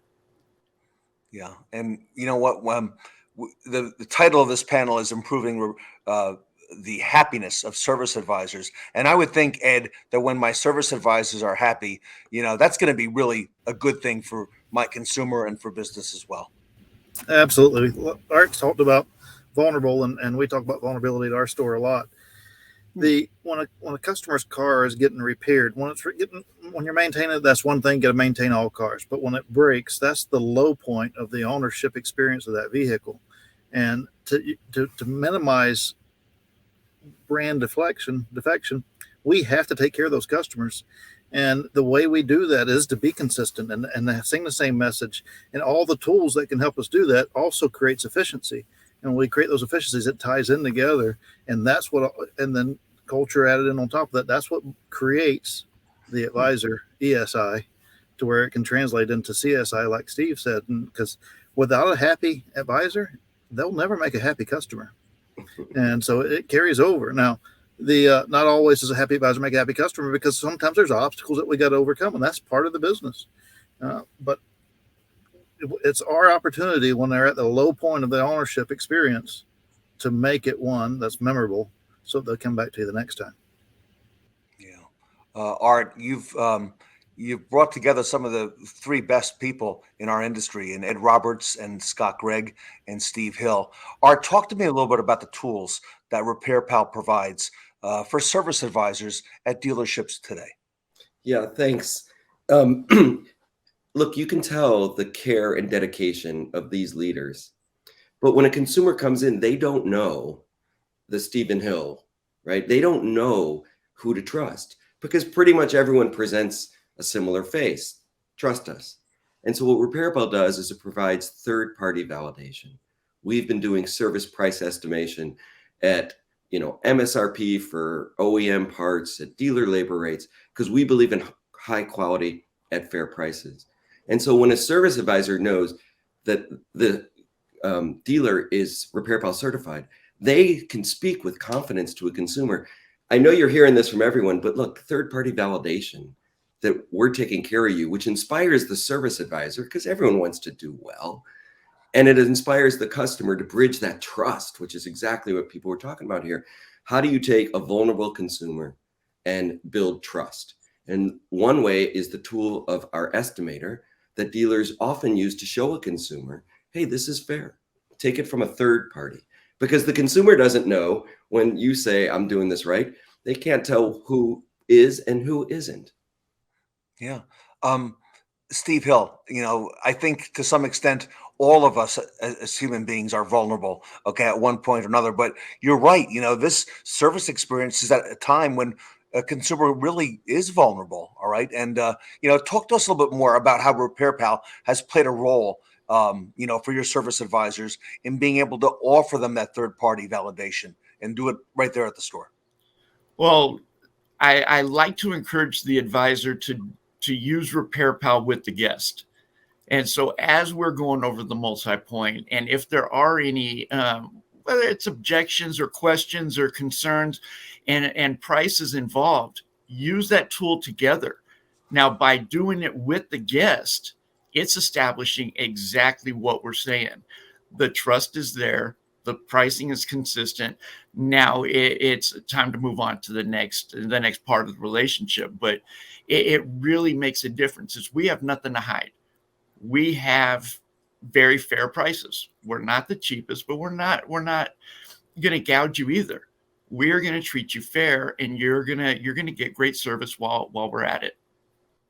And Steve, something I've heard Ed Roberts say for a long time, especially on the Fixed Ops Roundtable, is the importance of trust. And Scott, you just talked about the importance of trust and how trust is typically earned over time, but it could be lost very quickly as well, right? All right, what are some of the benefits for dealers that they've seen so far from RepairPal as it pertains to the service advisor and their performance?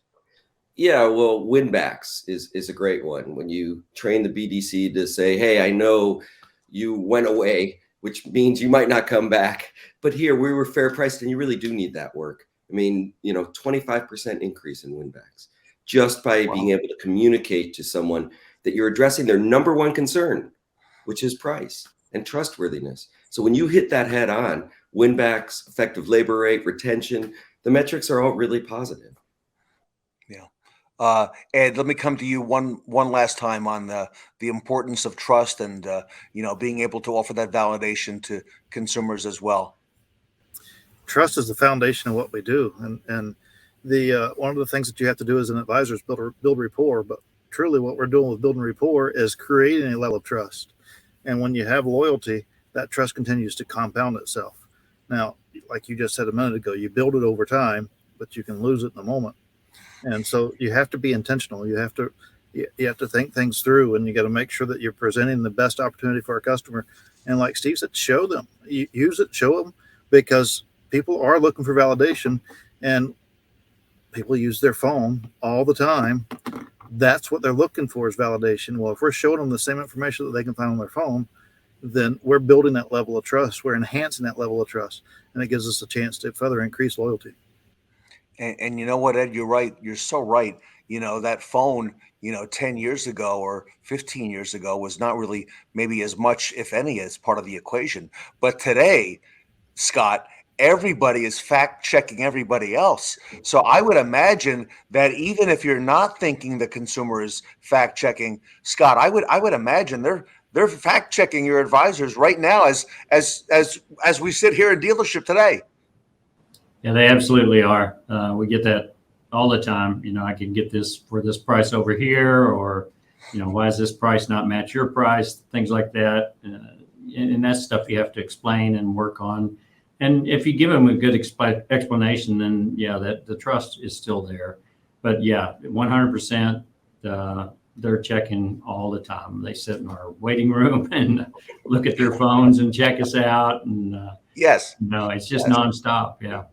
Yeah, you're right. Art, before I come to you with how we can learn more about becoming a RepairPal certified dealer, let me come over to Steve one last time. Steve, because you've been with RepairPal now for some time, what would you say to other dealers who are considering it, as a tool to help increase their service advisor happiness and ultimately their consumers as well? Absolutely don't think twice about it. The metrics, I'd be more than happy to share with anybody what we've seen at our store with just the growth, not only in our advisors, but we're talking effective labor rate jump. Art talked about the win backs. Oh, it's been phenomenal. So it just one metric after another to where it's been very impressive. I'll leave it at that. All right. Art, bring us home. How do we learn more? Look, we're here to help. As Steven said, we're not about low prices. We're about high quality and fair prices. And dealers offer incredible value to consumers when they're priced fairly, which is what a consumer wants to know. We're here to help validate that for you so that you have a better business, happier people. And it's easy to find me at art@repairpal.com. Yep, I see it scrolling here in the bottom of the ticker. Art Shaw, the CEO of RepairPal. That's his email, art@repairpal.com. If you'd like to learn more about becoming a RepairPal certified dealer. And by the way, Art, with all the changes that our industry is going to be you think the last 2 years had a lot of changes. Okay, where do we see what's coming, right? Art, RepairPal is on top of all this, right? In terms of the technology and what's coming next for dealers? Yeah, it's really a point of getting the message across. Dealers are used to price transparency on new cars. Used cars are evolving now with new players and new ways of buying them cars, right? You see it on TV every day. service is an area that, like you said, people are now beginning to explore and really want understanding, really want trust. And it's an amazing, as we said here, it's an amazing way to continue a relationship over time. Not once every 4 years, but maybe once a year. Yeah, that's right. I want to thank the panel. I want to thank Scott Gregg at Tucson Subaru. Scott, thank you so much for all you do for the industry and for being a great friend of the Fixed Ops Roundtable. Thank you, Ted.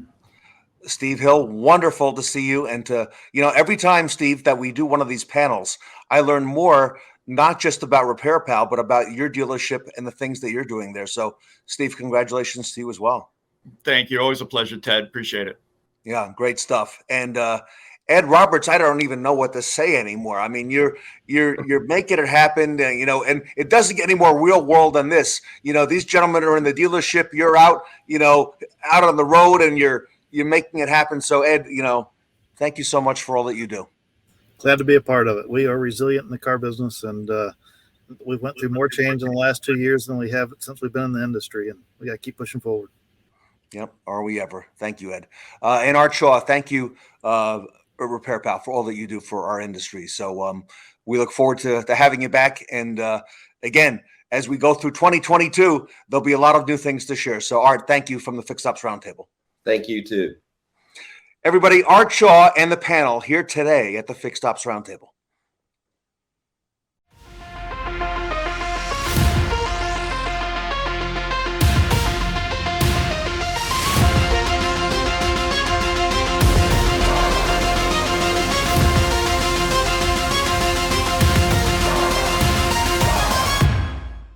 All right, Joe, this next player that we have up next is incredible, and I hear he has a new name on the back of his jersey.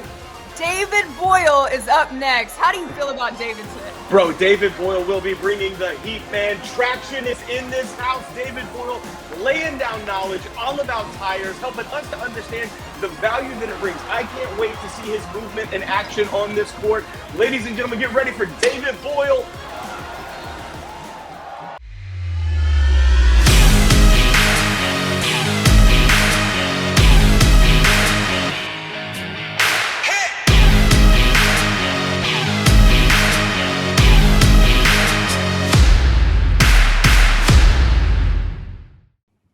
It's been said that very often the people who are involved with the Fixed Ops Roundtable are teachers and are educators. And I have to say that since the humble beginnings of the Fixed Ops Roundtable, I have probably learned more than I ever have in my automotive career. And I want to attribute a lot of that to the gentleman who's with us now. It's David Boyle, who is the president and CEO at TraXtion, formerly Tire Profiles. Dave, welcome back to the Fixed Ops Roundtable.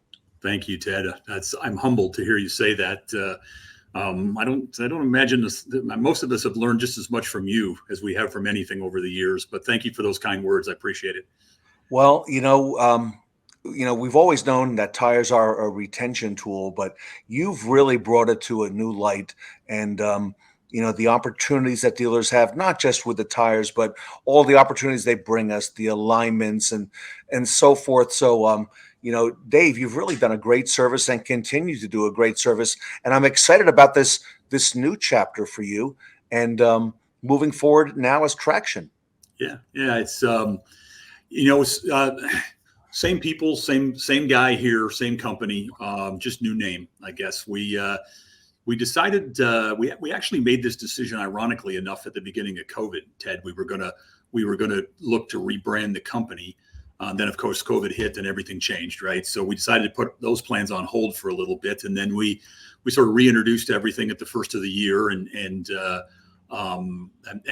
happy to announce that we've gone through this transition successfully, and we now are TraXtion, formerly Tire Profiles. And one of the questions I get asked all the time is why change the name? And first and foremost, I'll make sure everybody knows we are the same company. But we really, there was myself personally in my career and for this company, a couple of years ago now, we sort of reached a bit of an inflection point where we were stepping back, taking a look and asking ourselves, are we really providing the level of service to our customers that we want to? And what I mean by that is that, you know, I set out when we started this company, our goal was to help dealers sell more tires and alignments, and not just a little, a lot. Because I believe, as you know, and I've been beating this drum for years now, that well, I think a lot of dealers don't fully realize it yet. They're going to in the next few years. You know, and I promise I won't say I told you so to anybody, but I will tell you that the next couple of years, I think there's some challenges ahead for everybody in this industry. And if we're not really entrenched in the work that's going to be left, the wear stuff, the around the wheel work, tires, brakes, batteries, and I won't include maintenance work in there because I think a lot of maintenance work is going to go away too, but specifically those things that wear out on cars and are going to continue to wear out on EVs and things like that. You know, if dealers don't increase their market share here, you know, when I started with this company, we one of the data points that we used to share with everybody, you've heard me say this on many roundtables, Ted, that you know, dealers sell 100% of the cars, new cars anyway, and they sell 8% of the replacement tires. And that number has increased 1% in the decade that I've been doing this. It's gone from 8 to 9. And we just, quite frankly, need to do better at that because, you know, those 90% that are buying tires elsewhere are also getting their vehicles serviced elsewhere. And if you believe some of the data and some of the statistics that Cox recently put out, they're not only buying buying service elsewhere, but they're likely buying vehicles elsewhere.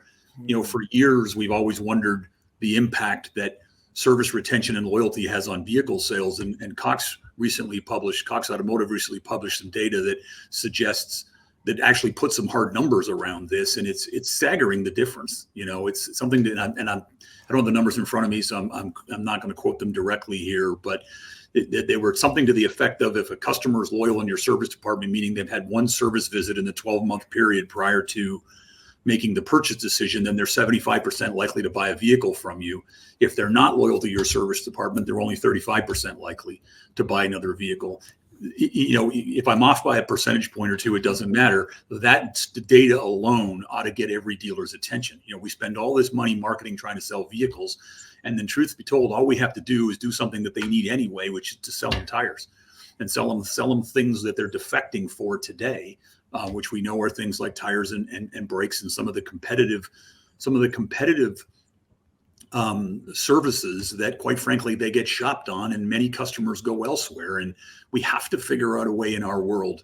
And again, selfishly, you know, I like to promote my company, and obviously I'd like to do business with every dealer that I can, but it's more than that for me. It's about making sure that dealers have got themselves in a position where they can be successful for many, many decades to come. And there's a big chunk of the service industry, quite frankly, that we're just not very good at as dealers. And this is why we changed the brand to TraXtion, quite frankly, was we realized, Ted, that we were not providing the value that we needed to. What I mean by that is that, you know, we started off as an equipment company, as you know. First Roundtable, you know, that's what was our model. We were selling equipment that measured tires and alignments, and we've had some competitors come in over the years, and, you know, they're equipment providers as well. And we were all happy to sell some equipment, but I saw some things that were very troubling to me. And that is that the price of this equipment kept going up and up and up and up, to a point where it was out of reach it is become out of reach for a lot of dealers. Sure. And even for dealers that it's not out of reach, it's not at a price point that's allowing them to have full coverage. And what I mean by that is, you know, if you're a shop that's got 3 inbound service lanes, you need to provide this level of service to all of your customers, not a third of them. So if you've got 3 inbound service lanes, you need to have the same process in all 3 inbound service lanes, not 1 out of 3. And Dave, I see that all over North America, that it's just one lane where that technology is available. And by the way, if the advisor staff is not comfortable with it or hasn't been trained properly, guess what? They avoid that lane completely. Right. And it really is, you know, those, and we were guilty of it as well for a while. I mean, those companies and mine as well, you know, were guilty of just trying to sell something to a dealer rather than trying to implement the proper process. So we decided to make a change with TraXtion, and we've completely, you know, we were we were a major disruptor, as you know, in this industry a decade ago. When we first started talking to dealers about using lasers and cameras to measure tire tread depth rather than a 10-cent stick gauge from Pep Boys, people thought we were nuts. But we were a disruptor. We wanted, our goal was to change the industry, and we are, with our launch of the TraXtion brand, we look to be a disruptor again. And specifically what I mean by that, Ted, is we're taking the equipment out of the equation. So we've decided that part of our business model is going to be that the equipment is just a part of the solution. It's just the data capture piece of the solution. And we need to take the decision of whether I put this in 1 lane, 2 lanes, 3 lanes, or whatever, out of the hands of the dealer. And we need to say, look, we're going to give you the equipment that you need in order to be successful. And when I say give, I mean give. We're going to provide the equipment, much like the cell phone carriers do. If you go to AT&T and you sign up for a 2-year, data subscription with AT&T, they'll give you a free iPhone. So in the TraXtion world, these data collection equipment that we've manufactured now for the past decade, we're going to provide, we're going to own it, and we're going to provide it, and we're going to allow dealers to use it. And they're just going to pay, for the software. And we found that the dealers love this. They love the fact that there's no major CapEx. They love the fact that this is a monthly variable expense. They love the fact that since we own it, it's now guaranteed, it's now warranted for life. We have a lifetime warranty, which means free repairs no matter what happens to it. We offer love it or leave it programs. We let dealers try it for 90 days. If they don't like it, we'll take it out. We're really trying to be the right kind of partner, with dealers going forward, because it's not about us. It's not about me. It's not about my competitors. It's not about selling equipment. In my opinion, it's always been about helping dealers retain their customers and sell more tires and ultimately sell more vehicles. You told me recently that you were asked, besides TraXtion, if there was one thing that you would recommend to dealers getting into the tire, or thinking of getting into the tire game, what would that be? Would you mind sharing that with us? Yeah, it was. I was actually at an event not that long ago, and I got asked this question. And somebody obviously knew what I do for a living, and they said, without the obvious answer, which is to buy TraXtion, what should dealers do? And it's a complicated answer, but it's a simple answer. And I'll start by saying what it's not. It's not about price. It's not about product. It's not about any of that stuff. It's about one thing and one thing only, and that's convenience. Convenience is the number one thing that dealers need to figure out in order to really be successful in the tire business. It's the one thing that they're not, that their competition, the aftermarket, is. And it's a challenge, Ted, because listen, if you're a Big O tire or a tire shop, all you do is tires and light repair and brakes, but everything you do is a customer pay focused business. Dealers have the added challenge of doing everything. They've got to be a customer pay focused business. They've got to be a warranty focused business. They've got to be an internal focused business. It's a much more complex business and a much more complex business to run. And traditionally, we've been more heavily focused in one area, and for decades we were, lots of warranty and lots of internal, and CP was there. But one of the things that dealers need to realize is those 3 buckets that I'm referring to, the warranty piece, the internal work, and the customer pay piece, they don't necessarily work well together. They're different businesses to run. And what I mean by that is that, customer brings their car in for a warranty repair that only you can do. And it's a fairly complex repair that only your technicians, can do, taking the car and keeping the car, dropping it off and taking a shuttle home, or even giving them a loaner car where their car's tied up for the whole day. That's an acceptable business process. You bring a customer's car in the morning for a set of tires, even if you offer them a loaner car, you haven't met their expectations. Their expectations are they want to wait for it, and they want to be in and out in under an hour. And dealers' processes, the way we write repair orders, dispatch repair orders, fix cars, get parts from the parts department, you name it, dealers' processes just really aren't geared to be in that business. So when this guy asked the question, I answered the question in probably a way he wasn't expecting. And I said, it's time that dealers take a step back And we almost need to create a business inside of our business. We need to take a Pep Boys and put a Pep Boys inside your business.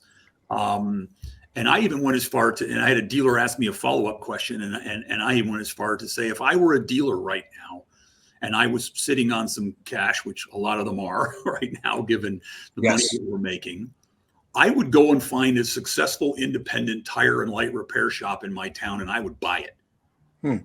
I'd buy that business hook, line, and sinker. And if I was Bob's, Ford dealer, I would open up Bob's repair shop as a satellite repair facility, and I would start funneling all that light repair stuff over there, because quite frankly, those businesses are geared from a facility and a process standpoint to be able to provide the type of service that customers are going to demand for this type of work. They're going to demand, in and out service. They're going to demand full Saturdays, full Sundays in some cases, late night hours. It's a different business than dealers traditionally do. And we can try things like pickup and delivery, and those are good things. I'm not suggesting they're not, but we can try pickup and delivery. We can try mobile service. We can try all of those things. And I support all of those things. But in the end, I think it's something bigger than that. And I think the dealers just really need to take a step back. And the blueprint for success is right in front of them, literally. I mean, I tell dealers all the time, when you're driving to the dealership, look around you. On the way in, you'll see all of your tire and alignment and brake company competitors are all around you. We need to mimic what they have. We need to mimic their processes, because that will get us the convenience. That'll get us the cost of sale in the right place where we can make money. At this, I always hear, well, I can't make money at tires, and the technician pay rates that dealers have make that hard, right? So that was my answer that I gave him was, it's time that we rethink this business, quite frankly, and decide that, the business that we've perfected over the years, that whole model necessarily just doesn't fit being really successful, in the tire and alignment and light repair business. Everyone, if there's one thing we are hearing this week at the Fixed Ops Roundtable over and over, it's the importance of retention and retaining our business. And David Boyle is very humble, but he is the leader in helping you as the dealer retain your business. And he has the tools to help, the latest tools to help your team do that. David Boyle has rebranded his company as TraXtion. And Dave, when our audience wants to reach out to you and find out how you can help them, what's the best way that they can reach you? Well, my number's that's my cell phone number, by the way, going across the bottom of the screen. So anybody feel free to call me. I'm usually open for business 24 hours a day. I'll answer it any day or night. But I encourage everyone to take a look at our brand new website, TraXtion.com, TraXtion with an X in the middle, TraXtion.com. We've rebranded. We've got a brand new website, lots of great information on there, and some coming attractions on there in terms of some new product stuff that we're getting ready to showcase at NADA this year, which I'm happy to say we're going to have a live event at NADA this year, and we're going to go out and shake hands with people and no masks in Las Vegas. So that's going to be a good thing, I think. We'll get some people out there to the show, I hope. But go to our new website and check us out. There's a lot of good. There's some video content down there, and like I said, a lot of content. You can click for a demo right there and set an appointment to have one of our guys do a demo for you and get all the information that you need. All right, everybody. I encourage you to reach out to David Boyle. He is the leader in helping you retain your business, which is so important as we are hearing now going into the future. David Boyle, on behalf of the Fixed Ops Roundtable and community, thank you so much that you and TraXtion do for our industry. Thank you, Ted. It's been a pleasure to be involved in this thing with you guys now in the Roundtable for years, and look forward to many more years of doing this together, my friend. I appreciate it. David Boyle here today at the Fixed Ops Roundtable. Thanks, everybody. With new TraXtion software, the consumer will receive the results of their tire and alignment check sent directly to their smartphone. As soon as the tire scan is complete from the TreadSpec drive-over scanner, the results of the scan are sent to the consumer via text message. By clicking on the link in the text, a personalized interactive tire health report is generated for their vehicle. Each tire's condition is displayed showing the appropriate color based on the amount of wear. If they click on the tire, the wear profile is displayed for the tires on that axle. Showing the side view of the profile, color-coded based on wear, has proven to be the most effective way to graphically show the consumer what they need and help increase sales. If the vehicle needs an alignment or rotation check, the inspection icon will be illuminated either by the steering wheel or the rear axle. The alignment page graphically shows, using video animation, what the problem is, toe or camber wear. The TireWise assistant helps explain why doing an alignment or rotation is important. The web-based e-tread tracker report also makes it easy to pass this information around. So, with one click, the person in your store can send all the same information to a spouse or parent, so a joint decision can be made. Not everyone will buy that day. In fact, the data shows that roughly 50% will need more time to think about it. You must have a way to follow up with these customers, or you'll risk losing them to a competitor. And we all know if you lose them for tires, you run the risk of losing them forever. The management reporting module in TraXtion produces a suite of reports that gives you actionable data to help manage this process. Missed sale opportunity reports, future yellow tire, marketing reports, and most importantly, a scorecard that shows how you're doing and how each of your people are doing individually. The old saying, inspect what you expect, gets a 21st century upgrade with TraXtion, with fully automated reporting that allows management to easily and actively manage this process. It's the ultimate tire and alignment selling solution for dealers. TraXtion.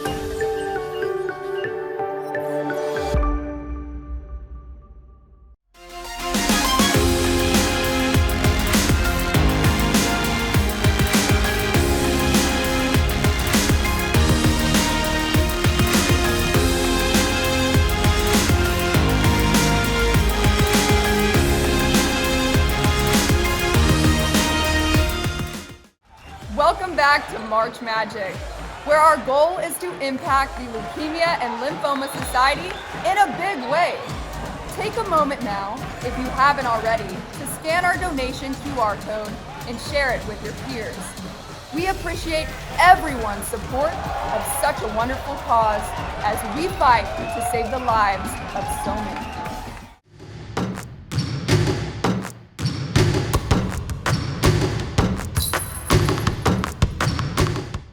It's always great to see companies evolve so quickly in the automotive industry. And our next coach, making a grand entrance on the court, has many trick plays up his sleeve. Let's give a March Magic welcome to our afternoon keynote speaker, Ed Roberts.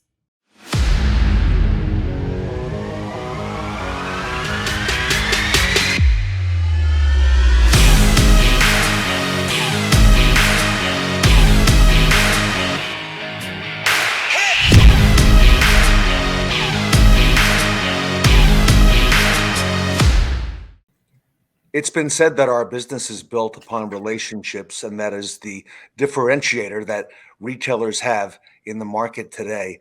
And I can't think of a better relationship than the one that started 2 years ago when we met Ed Roberts, who was then the fixed ops director at the Bozard organization. We met him out in Las Vegas at the Fixed Ops Roundtable and at the NADA that year. And who would have thought this relationship would have blossomed the way it has? Today, Ed Roberts is the Chief Operations Officer of Bozard Ford Lincoln, and he comes to us today with our keynote on day number 1. And Ed Roberts, we are so grateful to have you here. Welcome back to the Fixed Ops Roundtable. Thank you, Ted. As you reminisced there a little bit, it's been a fun ride over the last couple of years, and we've certainly had our fair share of challenges out in front of us. Ed, you and nobody in that room 2 years ago could have imagined what was ahead. And of course, I've got to congratulate you on the great success that you're having today. And I think one of the things that people see in you, including myself, is your attitude and being able to take anything that's thrown your way and really look at it and say, how can I make this work? How can I make it positive? And there's a lot of things happening in the market right now that, you're leading the way on that I think will really prove to be a very positive thing for your organization. Absolutely. Our people want to be led. And when we give them a path that they can see, when they can a vision that they can see or in their mind, then they buy in and push forward with it. And we all win from that. Yeah, you are a leader who makes it happen. And, there's not too many leaders in our industry today. And, you lead by example. And one of the things that you and I have talked about is in our current environment, that phrase, the great resignation, that there are a lot of people who are looking for new opportunities now. And I want to talk to you about that a little bit because you see that as a very positive thing for our industry and for the Bozard organization as well. Absolutely. And that's a great segue into what I want to talk about today, because we look at the great resignation as people leaving their jobs and not committed to what they're doing. But really what they're saying is, now's the time for me to move around and find something that I want to do. And so it creates the opportunity for us to really reach out there and get some of the best candidates that's been available in quite some time. Because typically the ones that we end up hiring are the ones that really, they're the ones that nobody else wants, or maybe they're a little bit challenged on something. But right now we have really good people out there looking for a job. So yes, there's a lot to be said about the great resignation. But we're embracing it and we're rolling with it. And if we can grab some people from it, we continue to grow our business with that. And so I'll carry right into what I want to talk about. And we talk about what millennials, that they don't want to do this and they don't want to do that. But what they're really saying is, hey, give me a path. And if we give them that path, they will follow you. And we try to keep squeezing something more out of them in the roles that they're in. And what we really need to do is train them in those roles and prepare them for the next role. And then we'll get the maximum performance out of them, because they'll chase that next role at that point. And the great resignation really puts people out there for us to be able to chase after and make something happen and bring good people into our organization that was really in a dead end job before. Really, they in their mind was dead end. Maybe it wasn't dead end. In their mind it was. And that's our job as leaders, to make sure that we're painting that picture and creating the path for them that they can chase after, set that vision for them to look for. And in 2021 really paved the highway for us to do that. It made us all superheroes. And we look back and say, well, it was a great year profitable wise. Well, that is the best time to make yourself better. You have the money to train. You have the things, the resources that you need to make things happen. And you have to strengthen the business. Don't just sit there and say, hey, I got to toot my horn, we made all this happen. No, that's the opportunity to grow and grow our people and get better. And 2021 gave us the resources to do it. So we got to make sure that we're chasing after what we want to be coming out on the other side of this, because really there is no other side of this. It's what we create. It's the environment that we create going forward is the other side. So make it what we want it to be. And there was an article, there was a cover story a while back in Fixed Ops magazine, and you were the cover story about growing your own technicians. And I recall I read that article a couple times, Ed. It was very well done. And you've really taken the example that you set in the shop there when you were the Fixed Ops director, and now you're carrying that through the entire organization, and you're carrying it through also, not just as a leader at your company, but as a leader for Ford and for Lincoln and for dealers, throughout the industry. So, talk to us about that. Well, our best people are people within. And when we look to go outside and try to find somebody, what we're really finding is people that are not happy in their other role, or that just want something different. They're not getting the title that they want. Well, our people here, our people around us, are people that's already focused on what we're doing and involved in our culture. They want more. They want to grow within us. And when we look inside, the people that we need are already here. And then we just need to find their replacements once we move them up. And so taking that, yes, that started with us in Fixed Ops, and then taking that throughout the store, it creates that cohesive environment where people are pushing forward because they want to put themselves in the best position to be able to grow into that next spot and then they pick up the ones that we move in behind them. Because if they have a fear, and it's not necessarily a fear, but let's call it that for a minute, if they have a fear that, whoever comes in behind them doesn't perform well, they may have to go back to do that role. So they'll support that role as well to make sure that they perform.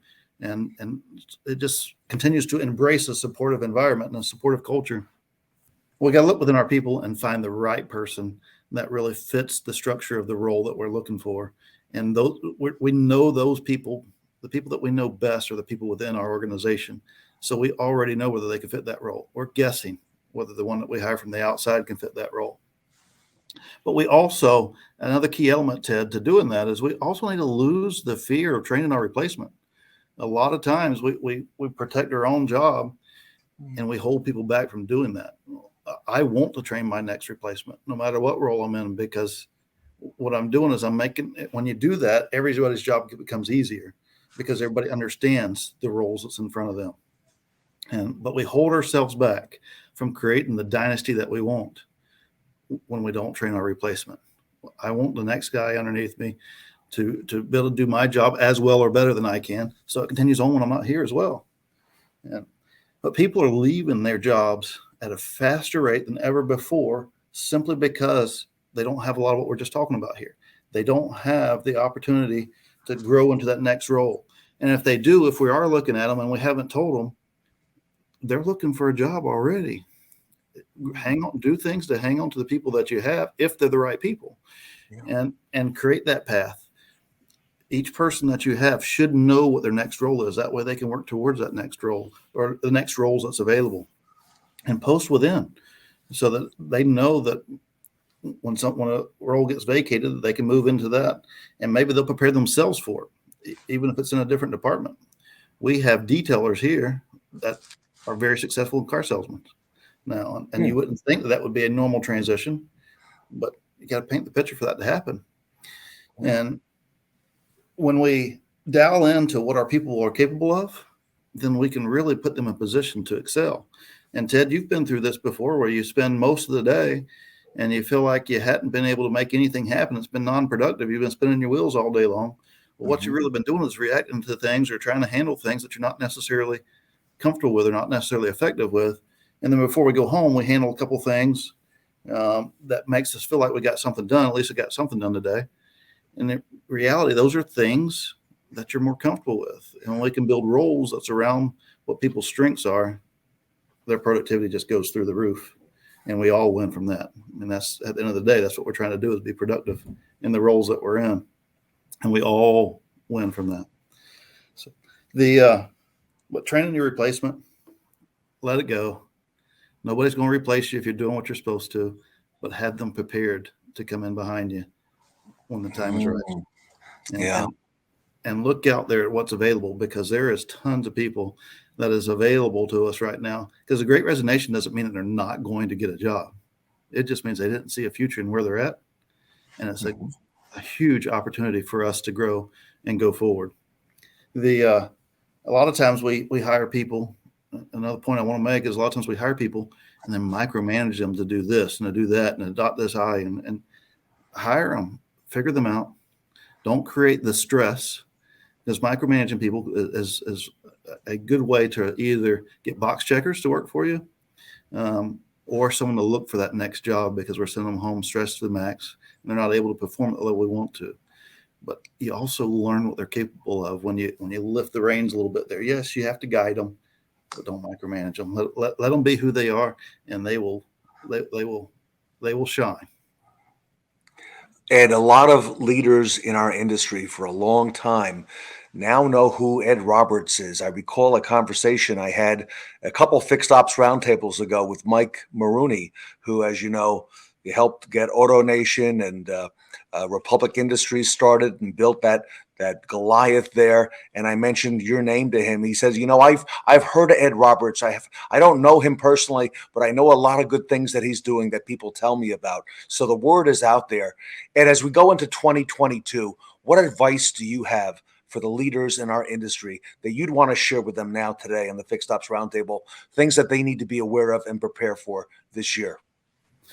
Well, your loyal people are the people that show up there already every day. And with the Great Resignation, capitalize on the people that's out there. Strengthen your business. Make it what you want it to be. If you're cringing if someone comes into your store and gets connected with this person, well, you got to do something about that. It's our opportunity to put them in a role where they can excel, where you're not cringing, and then bring someone in behind them to fill that role. So the pool of people that's out there is huge. It's bigger than what it's ever been, and it's an opportunity for us to bring in the people that we need into our stores and to further make another 2021 this year and next year and the following year. Because 2021 made us all look like superheroes. Now it's time to strengthen our business so we can continue to be superheroes and create the dynasty that we're looking for. Ed Roberts, great advice looking ahead into 2022 and beyond from one of the great leaders in our industry. Ed, thank you so much for what you do on behalf of the Fixed Ops community, and we appreciate you so much. Thank you, Ted. Thanks for having me. Ed Roberts, the COO of Bozard Ford Lincoln, here today at the Fixed Ops Roundtable.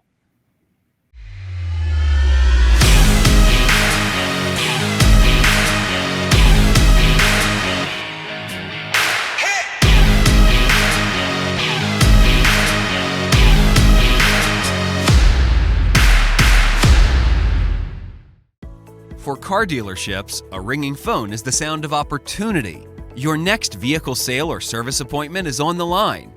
Consumers need assistance, and when they don't get the help they need, will feel abandoned and may seek assistance from a competitor. Unfortunately, 80% of callers don't leave a voicemail message.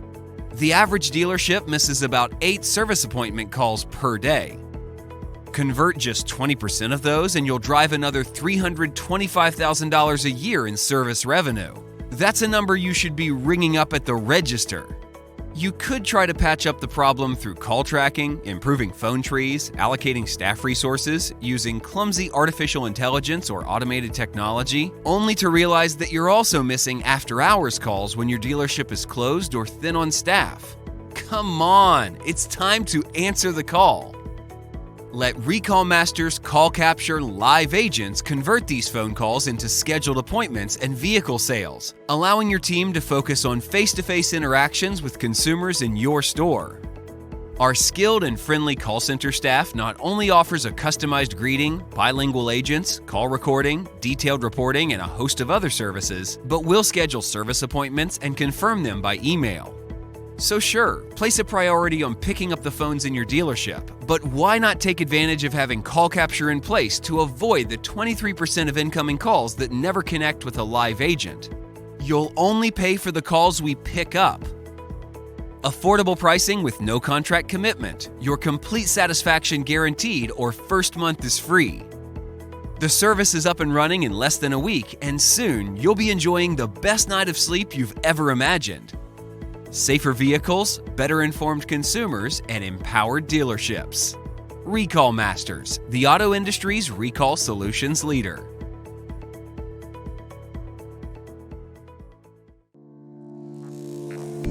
With the current automotive sales and supply chains uncertain and unreliable, there is a more sustainable way to meet and exceed the goals and profitability your dealership is aiming for. The answer? Fixed Ops. A shift in dealership operations has occurred, giving the service and parts department enormous profit opportunities, eclipsing vehicle sales revenue. Introducing UpdatePromise, our innovation, your solution. UpdatePromise has the solutions to bring your fixed operations to their most efficient and profitable potential, offering an all-in-one state-of-the-art product that combines online appointment scheduling, tablet vehicle check-in, AI-driven communication with status updates utilizing text messaging, multi-point inspections with video and photos, mobile payments, plus so much more. Well, there's a few different aspects. One thing that's tough is finding a tool that could do all the customer experience things like, wow, I can schedule online, I could do a mobile check-in on the service drive, I have a digital multi-point inspection. I could actually do videos and pictures.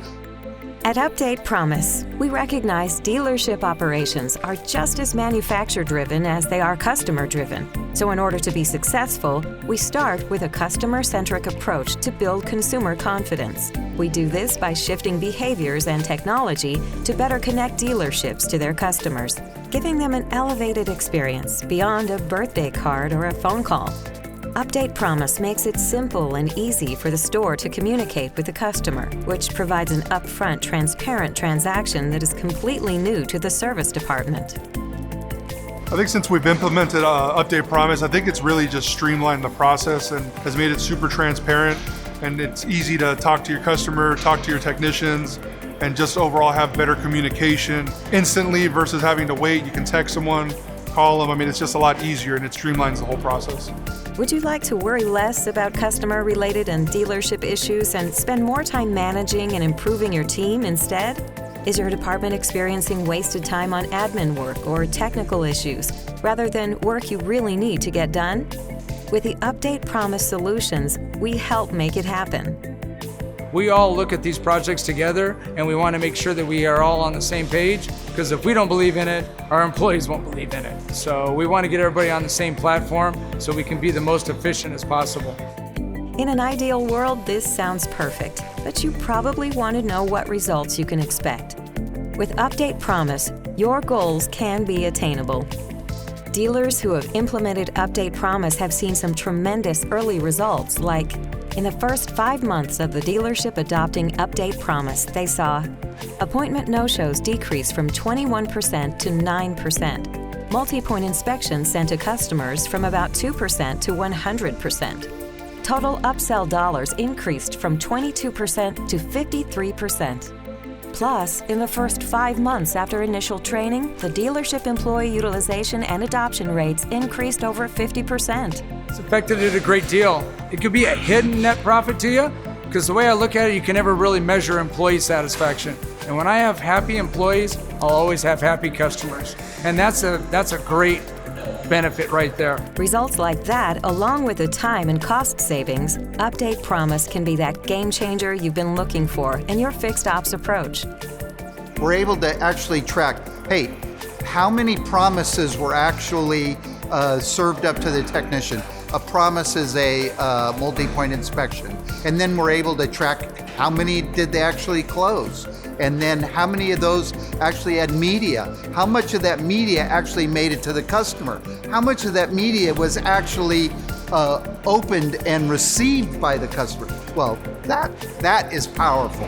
Visit UpdatePromise.com or speak to one of our consumer experience experts and find out how easy it is to start your service center on the path of maximum profitability. UpdatePromise. Save time, save money, improve bottom line.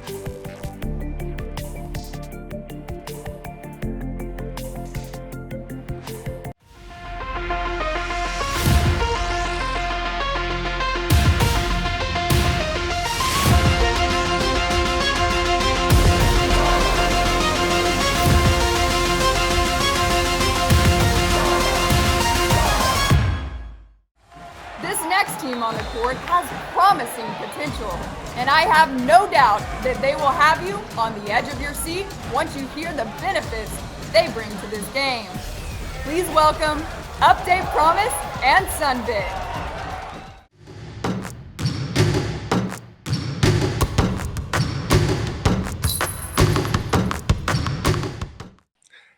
As we watch the Fixed Ops Roundtable right now, there are technicians in dealership who are recommending work to service advisors, and advisors, in turn, relaying that work to the consumer.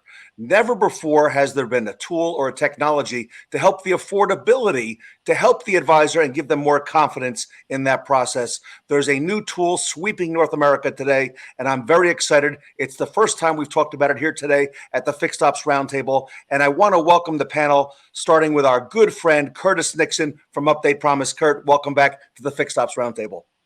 Thank you very much, Ted. I think back to how long we've been doing this, and back in Beverly Hills first days, and boy, you've come a long way. I'm really excited what we're going through today and what we've got going forward. So very, very excited about this.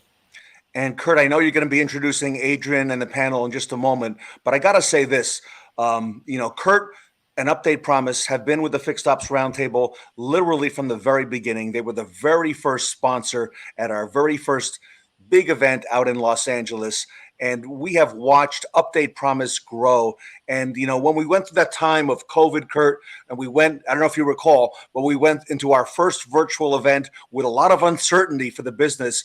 And I think we had no idea that the industry would be looking for best ideas and best practices. And Kurt, I want to thank you on behalf of the Fixed Ops community for all you've done to believe in us and in the Fixed Ops Roundtable. And Kurt, Nixon, we could not have done it without you. Well, thank you for continuing to include us. We feel privileged. And you brought up a point that, I was a little uncertain how it was going to work virtually. And you've set the new standard. And this show really shows it, where we've come from uncertainty to execution. I think it's one of the best forums to be able to pull together people that otherwise wouldn't be able to participate. So good job, Ted. We're pleased to be part of it. And we're so honored to have you. Kurt, I know we got a dynamic panel, and I've been waiting a long time to have Adrian from Sunbit on the panel. So, Kurt, I'm going to let you go ahead and introduce everybody, and I'm going to step out of the way. Well, thank you again, Ted. So, yes, we're excited for today's event and talking about bringing finance to the service drive. And Adrian from Sunbit, thank you for joining us today. We're excited to have you and kind of talk about the partnership that UpdatePromise and Sunbit has come together and where it kind of came about. We also have Larry Boat from Norm Reeves Toyota in San Diego. Excited. Thank you, Larry, for spending time with us today. Absolutely. Thanks for having me. You bet. And then Chris, we've got you from Toyota of Downtown LA Motors. Did I pronounce it properly? Yes, Toyota of Downtown LA. Well, thank you. I appreciate it for joining us. All members of Fixed Ops Roundtable and participants, and we're excited today. So, Adrian, I'd like to circle back to you and talk about how did the relationship with Sunbit and UpdatePromise kind of come together and where we're headed. So you want to kind of talk about that? Yeah, I think it just makes sense when you look at the simplicity of giving people options. What UpdatePromise really excels at is giving folks options for how they communicate, how they get the work done, giving them control, insight, and visibility into a lot of what's happening with their vehicle, making the experience just so much smoother, not just for the customer, but for all the folks working on the drive too.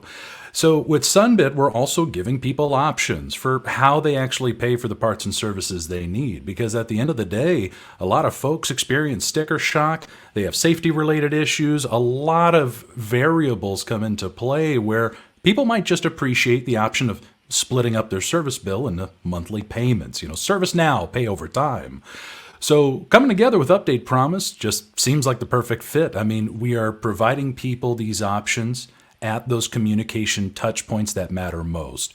When they're scheduling appointments, when they're actually arriving to drop off their vehicle and being greeted on the drive. And then with updates, stuff from the technician, updates on what's happening with the diag and all that fun stuff, ultimately to delivery and payment. But, just that simple thing of giving folks options.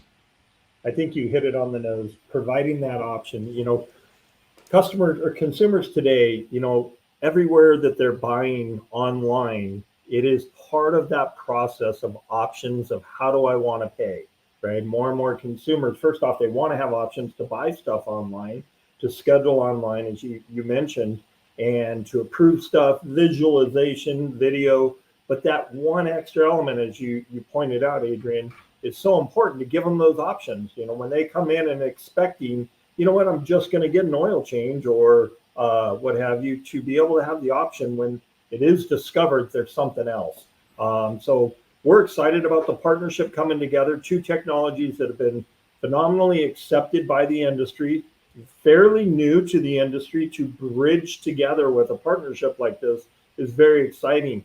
But, as we go through that and we talk about that, our panel here today, Larry, Chris, I really appreciate you guys coming on because, it really comes down to meeting the consumer's needs in the drive. So I would like to reach out to each of you and kind of talk a little bit about what you've already done. Larry, you use UpdatePromise in your drive today. You use Sunbit in the drive today, and I'm sure hearing them come together is exciting. But before we really go there, with your experience of offering finance in the service department, have you seen a difference in consumers' behavior? And is it more positive, more negative? What's your experience? Can you talk a little bit about that? Well, yeah, we've had some experience in the past using other options, and the hardest thing to overcome is most of the time the customer would be denied or not accepted. So therefore, the service advisors, they don't want to deliver that type of news to a customer, so they're hesitant to use it. We started using Sunbit, and we have, I don't have the percentages, but it's a very high percentage of approvals and different options that the customer has. 0%, they can go 3 months, 6 months, 9 months, 12 months, however you set it up. And the more people that are approved and the ease that it is for them to get the approval, they offer it all the time now. They offer it walking in the door saying, hey, by the way, we offer this. I have service advisors that use it to service their own cars. So I think the big thing is the fact that getting positive answers for customers, getting approvals, then they're more apt to use it because they're not delivering bad news. They're delivering good news. They're able to get the work done for the customer. They don't have to come back. You don't have to wait. And it's just been a fantastic option for us to overcome any other objectives that we might have had in the past. Adrian, Larry brought up some good points on there. Yeah. What are some of the statistics? I know Larry said, he didn't have them right there, but what are some of the statistics you can speak to? Oh yeah, I just pulled it up because as soon as he brought it up, I was like, I'm pulling up both their dealerships because we have that ability, and the dealerships also have this ability. This ability allows us to look at the numbers. So Larry, your dealership, since you guys launched with us, you're at 93.1% approval rate for everyone who's applying on Sunbit. And Chris, you're at 92.1%. And this is what we're seeing. Hold on, Adrian. You're saying for every customer that applies for finance, what is the percentage of acceptance or approval? So let's look at Toyota of downtown LA, Chris's dealership, right? They got all these people that have been applying on Sunbit. They just scan their ID on a tablet in a couple of seconds.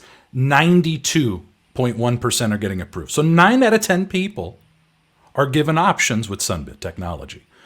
And we don't do hard credit checks. So even if you do get declined, it doesn't impact you at all. It doesn't hurt to check. And this is what Larry talks about. It's just gotten very easy for advisors to feel comfortable and confident offering it because so many people are getting approved.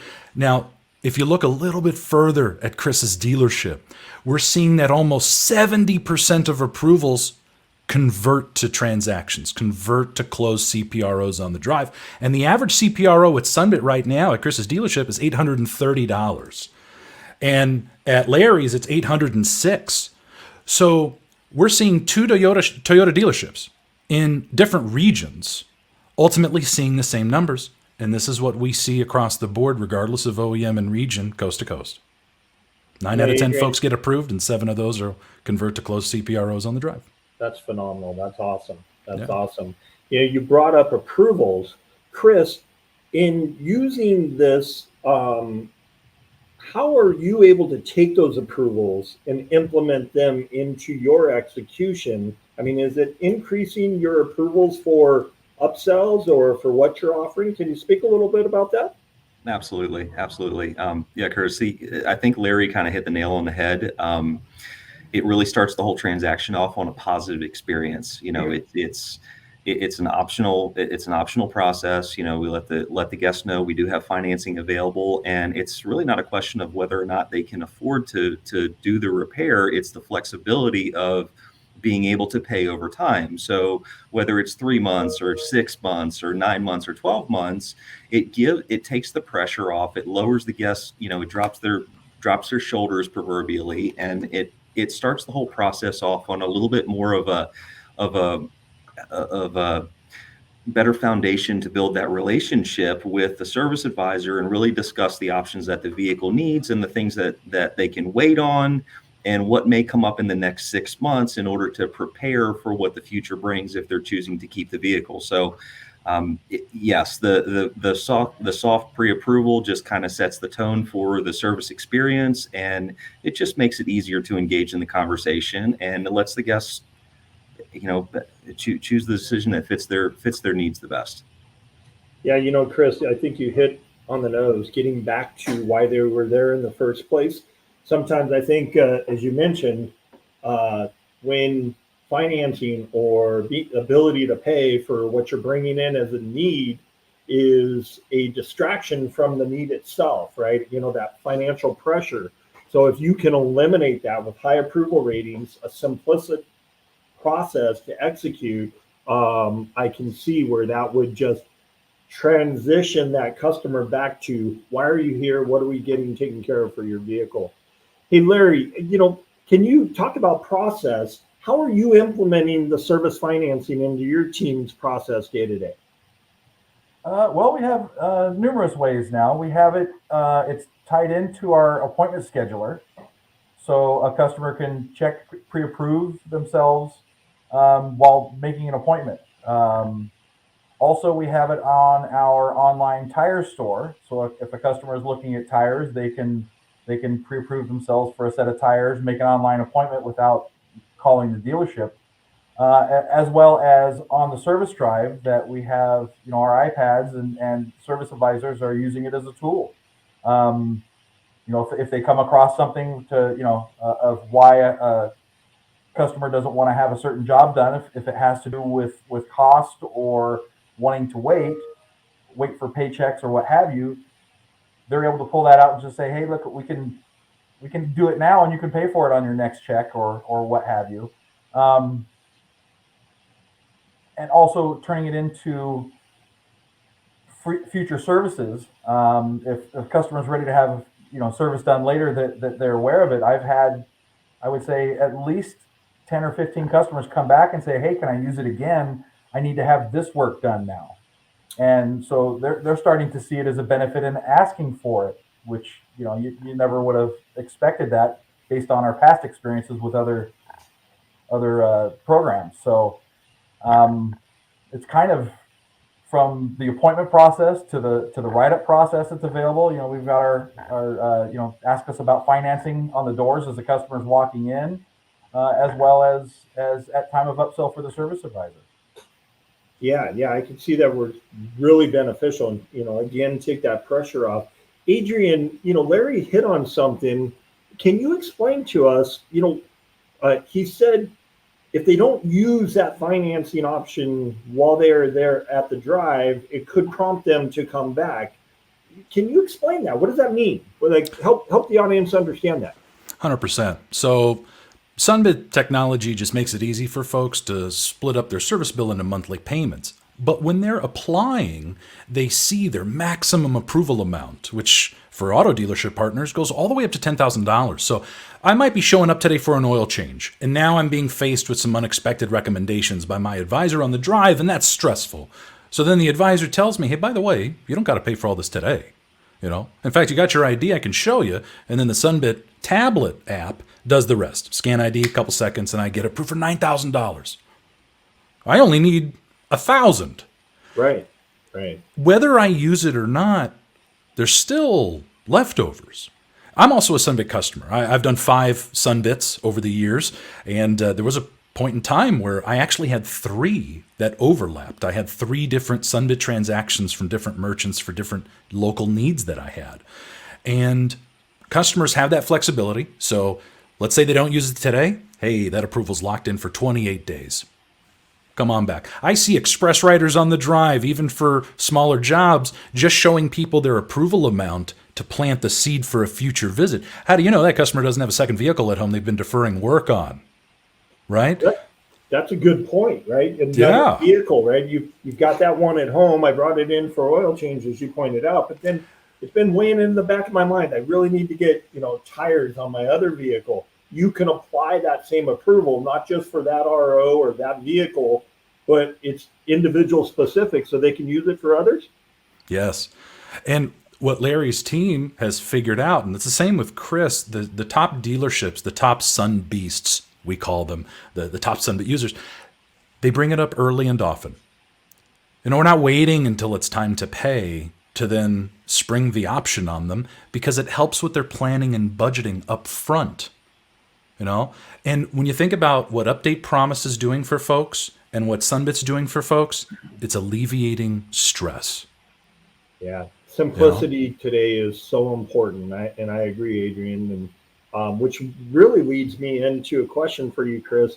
You know, you've got a busy dealership downtown LA, and you got a lot of activity. I've driven there, right? That drive is just phenomenal, right? How do you guys get anything done is really my thought. We're like, wow, it's chaos. So to take a tool like this and implement it, talk to us about how easy it was to adopt into such a chaotic space. I mean, if anybody can speak to that, I would think it would be chaos for you guys, right? So can you kind of talk to us about how easy is it? Hard? Is it a challenge? You know, what's the training like? It's that's a great question, Curtis. It's we moved into this location in 2017, and as you know, this dealership, for anyone who hasn't seen it or isn't familiar with it, it's a 5-story parking structure, and there's 40 bays downstairs, 2 alignment racks. We're working on expansion, but our service drive is a very high velocity operation. In other words, we don't have the liberty or the luxury of space like a lot of areas that have, places 5, 6, 7 lanes wide to have vehicles sit for a period of time. So it has to happen pretty quickly. So from the time the customer drives up, our service writers are all on iPads now. And in the past, we used the iPads that were provided by Sunbit. What really kind of accelerated us to the next level was integrating our entire write-up process into an iPad, for which Sunbit's application is very streamlined and so easy to use to just execute that soft credit check right there on the service drive with the customer at their car.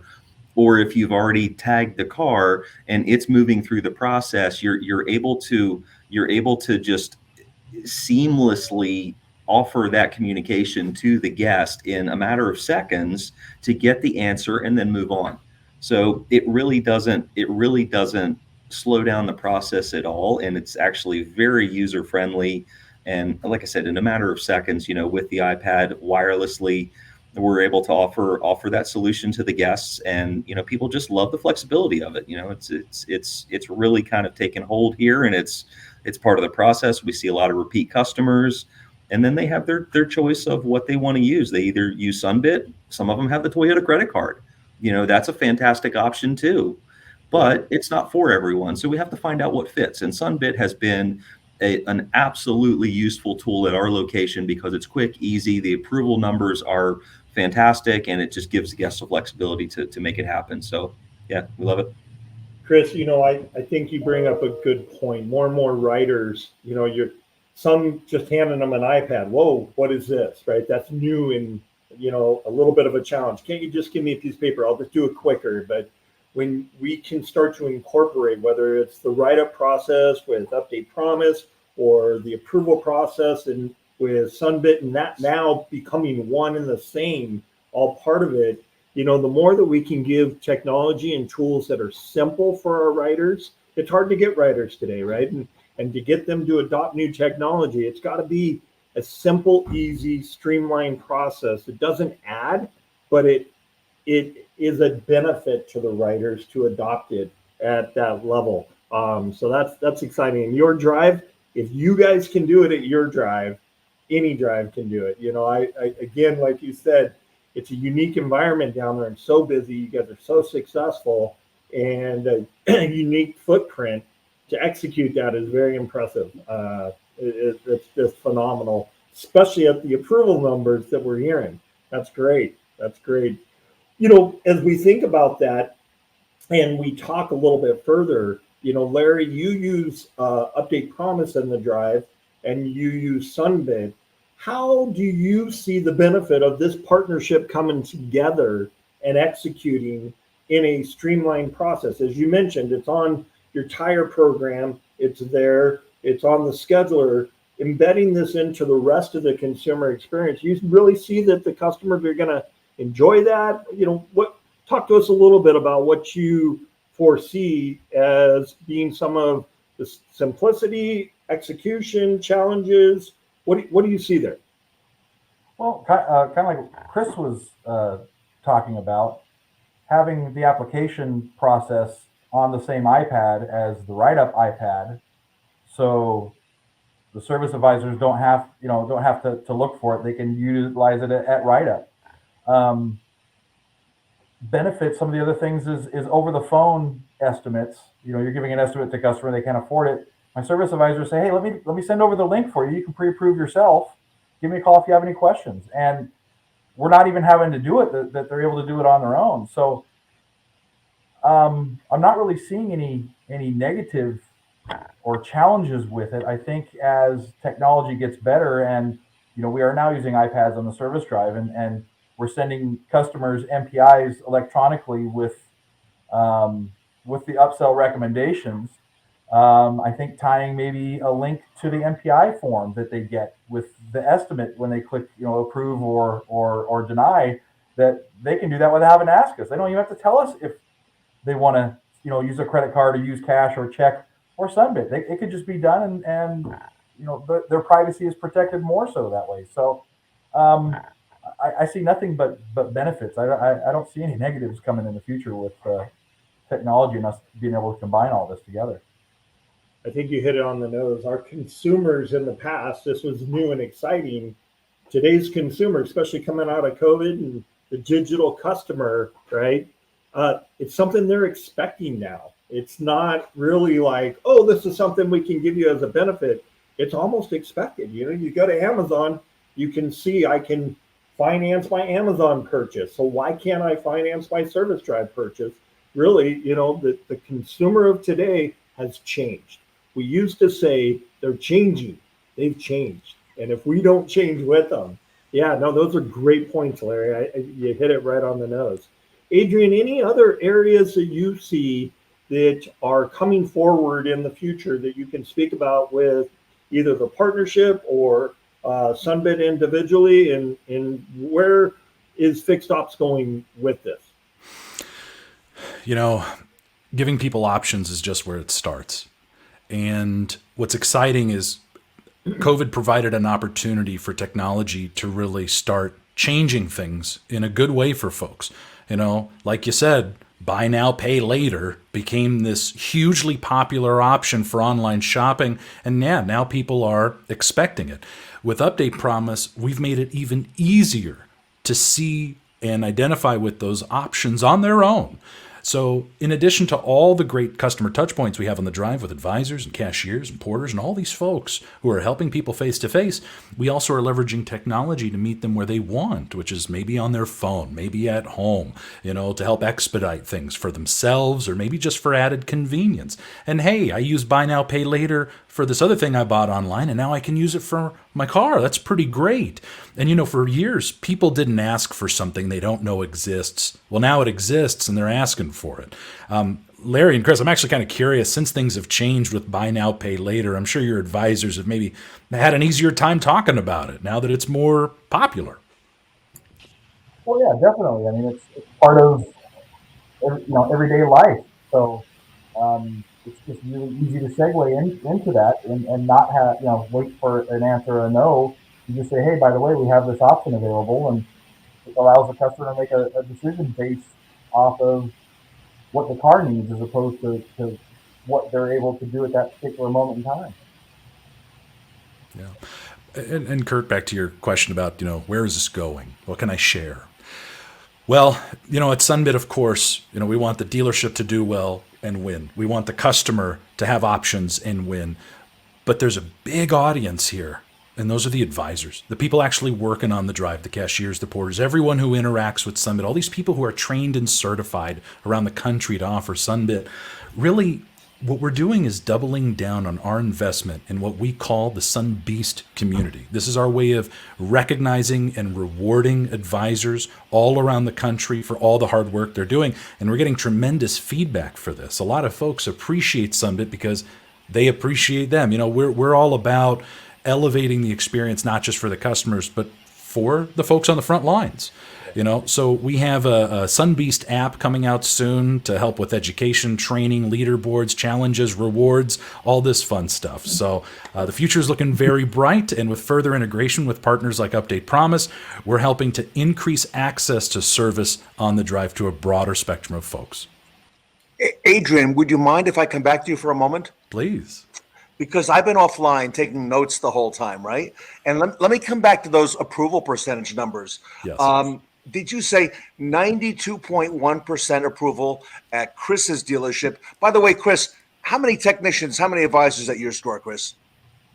So 44 technicians, 3 foremen, and 18 advisors. And at Larry's store, did you say 93.1% approval, Adrian? Larry, tell us about your store again. Number of technicians and advisors. I have 31 technicians and 9 service advisors.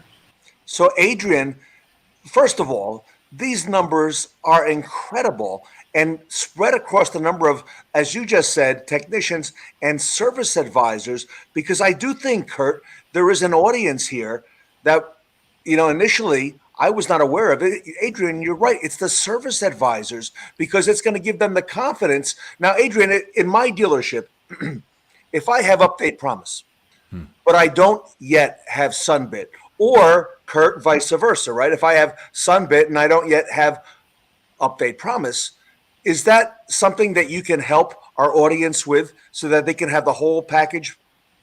And that's, you know, Ted, that's the beauty of the partnership of the two companies coming together and embedding the integration and technology to become one, right? Not having to have 2 separate tablets, or you know, one area over here, one area over there. Bringing the consumer experience with the technology of Sunbit and UpdatePromise embedded together.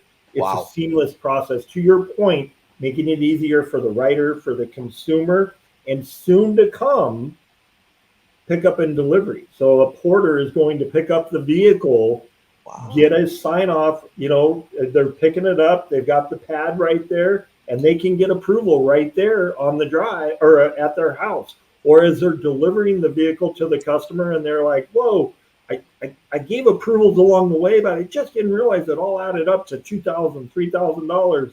Click here, we can get them approved right at that moment too. You know, the unexpected happens. And I think the type of partnership that we're forming with Sunbit and UpdatePromise, when that unexpected happens, we're providing, to Adrian's point, a simple solution that doesn't create friction for the employee, for the writer, for the porter, or the consumer, most important. Make it easy for every stakeholder involved. And Kurt, I could see, like Larry said, I could see the customer coming back. Right, Larry, with all the, you know, the work that I didn't do today, but I still got that approval. Adrian, it's good for how many? You said 28 days? It's locked in, and then past that, they can just reapply and see their updated numbers anytime. Larry, I could see them coming back. So you're right. That's an unintended consequence. And again, look at all the work that dealerships can pick up. And what most importantly, Chris, is look at all the good that you're doing for your consumer as well by having these tools available to them. They love the flexibility. I love it. Retention levels are so important today, and having that bridge to come back and get them to retain under the brand that they felt most comfortable and delivered, and important. Ease of use, but importance. You know, it's vital. And I think this is where we're headed. And we're excited about this partnership, guys. It's a game. It's a game changer, Adrian. It is a true game changer. Okay, if our audience watching now, including dealers, managers, and service advisors, want to start putting this together in their dealerships, Adrian and Kurt, how do they reach out to you? What's the next step? Well, for us, it's pretty simple. Just head over to sunbit.com/auto, or just head to our website, request a demo. It's super simple to check out and roll out. the beauty is we can get access also on UpdatePromise as well. They can access UpdatePromise, get enrolled, get signed up, and simultaneously part of that process, they can sign up for Sunbit if they don't have it already. So we're nice. really the two companies coming together to make it simple and easy so they can start executing right away. I love it. And I know you gentlemen are also on social media, so very easy to reach out to both of you. I want to thank Larry so much for your time today, Larry, and giving us a lot of the information. Great information. Thank you. Chris, wow, just a wow, okay, with what you're doing there. And congratulations on that facility. I got to come by downtown LA and see it. I want to see those bays. I want to see that 5-story store. I can't wait to come see that. So congratulations to both of you. Adrian at Sunbit, congratulations on putting this together. And Kurt, again, another stroke of genius by putting this whole thing together. Kurt Nixon at UpdatePromise. Everybody, Adrian at Sunbit, Curtis Nixon at UpdatePromise, here today at the Fixed Ops Roundtable. Thanks, Ted. Thanks so much, Ted. Appreciate it. Thank you.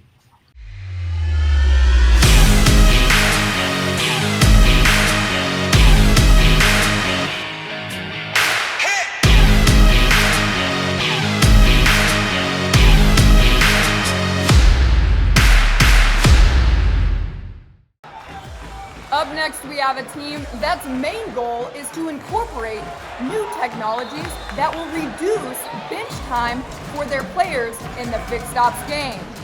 You'll hear the crowd now as he makes an entrance, and here he is from CYTK, Bryan Levenson.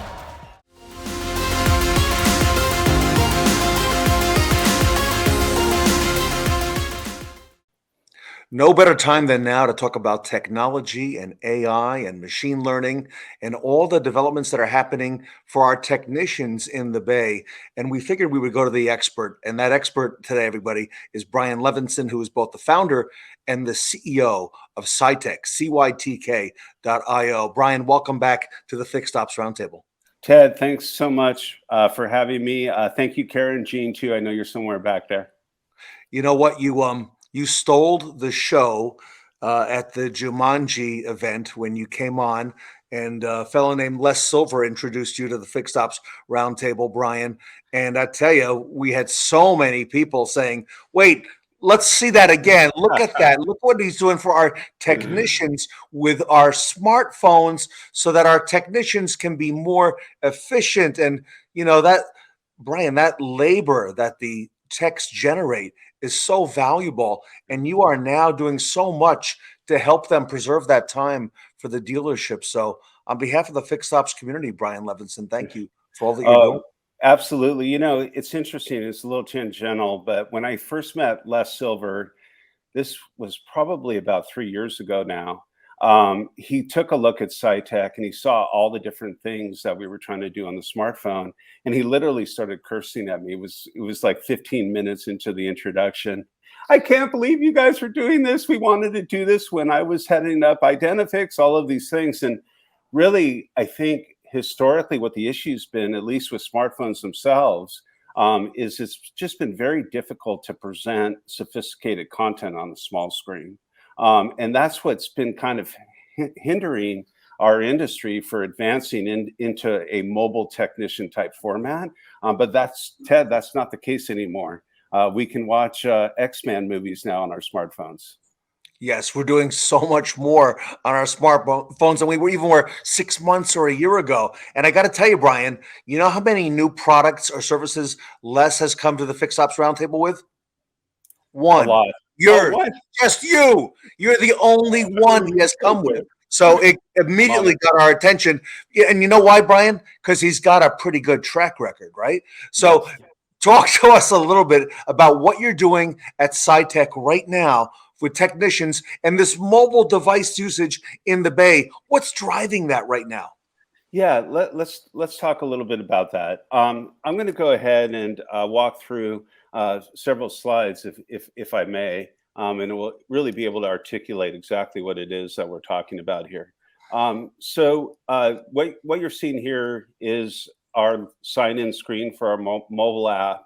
And then after signing in to the mobile app, you can go ahead and add a vehicle. You can do this through just taking a picture of the VIN. You can do this through typing the VIN. We ask for the year, make, model so that we can get concise data back to you. And then once you've activated and contextualized the vehicle, what happens is you'll see something very similar to what we've all been using for years, a keyword search. This is what the guys have been using on their desktops. Today, what they have to do, obviously, a lot of times is they would have to move away from the vehicle, access a PC, access a laptop, log into whatever parts and services search software that they were using, go through this search right there at that desktop, in that office, in that shop. And the big confusion for us, and one of the big reasons why we launched CYTK, is why walk? Why have to move away from the car? If you can access all of that content right there at the car, you would think that it would become even more efficient. So Bryan, if I may, my techs right now on their smartphone can use their device to get this information without walking and taking steps away from the vehicle to go to the computer or go to the back parts counter. Without moving, just right there. And it's pretty amazing if you think about everything that they can now access through the phone. So if you look at it just right here, you can see that they can access procedures, they can access specifications, parts and labor, figures, but guess what? Even the more advanced technicians now can start to look at bulletins and wiring diagrams right there on the phone. And I actually, Ted, this is a sneak peek. It's coming out this month, but I actually have some additional screenshots to show you here. So if a tech accesses, let's say this is a quick service technician, and they access a cabin air filter, they've gone ahead, they've done that search. The results come back on their smartphone.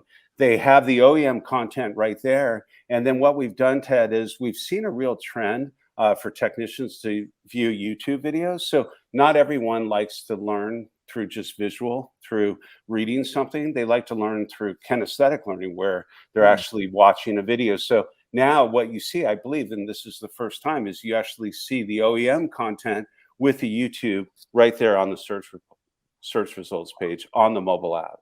Wow. Wow. There's some other things too that we're doing. Can you imagine now for a mainline technician to be able to complete maybe a pinpoint test? This is an image of a relay box, but to see that right there on their phone. Today, what they have to do, Ted, is they have to walk back to the computer. Not only are they walking back to the computer, but they're printing out the wiring diagram. So then they walk to the printer and they're waiting.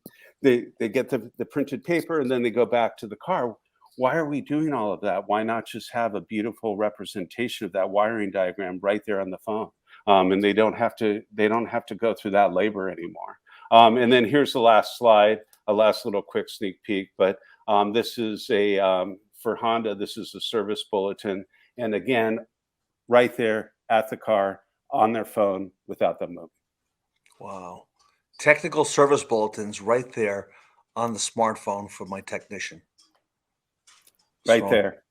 And as we evolve the app, we're going to make it very dynamic, where if there is actually an active service bulletin, you'll get push notification of that. This is all coming. It's not going to be with this release.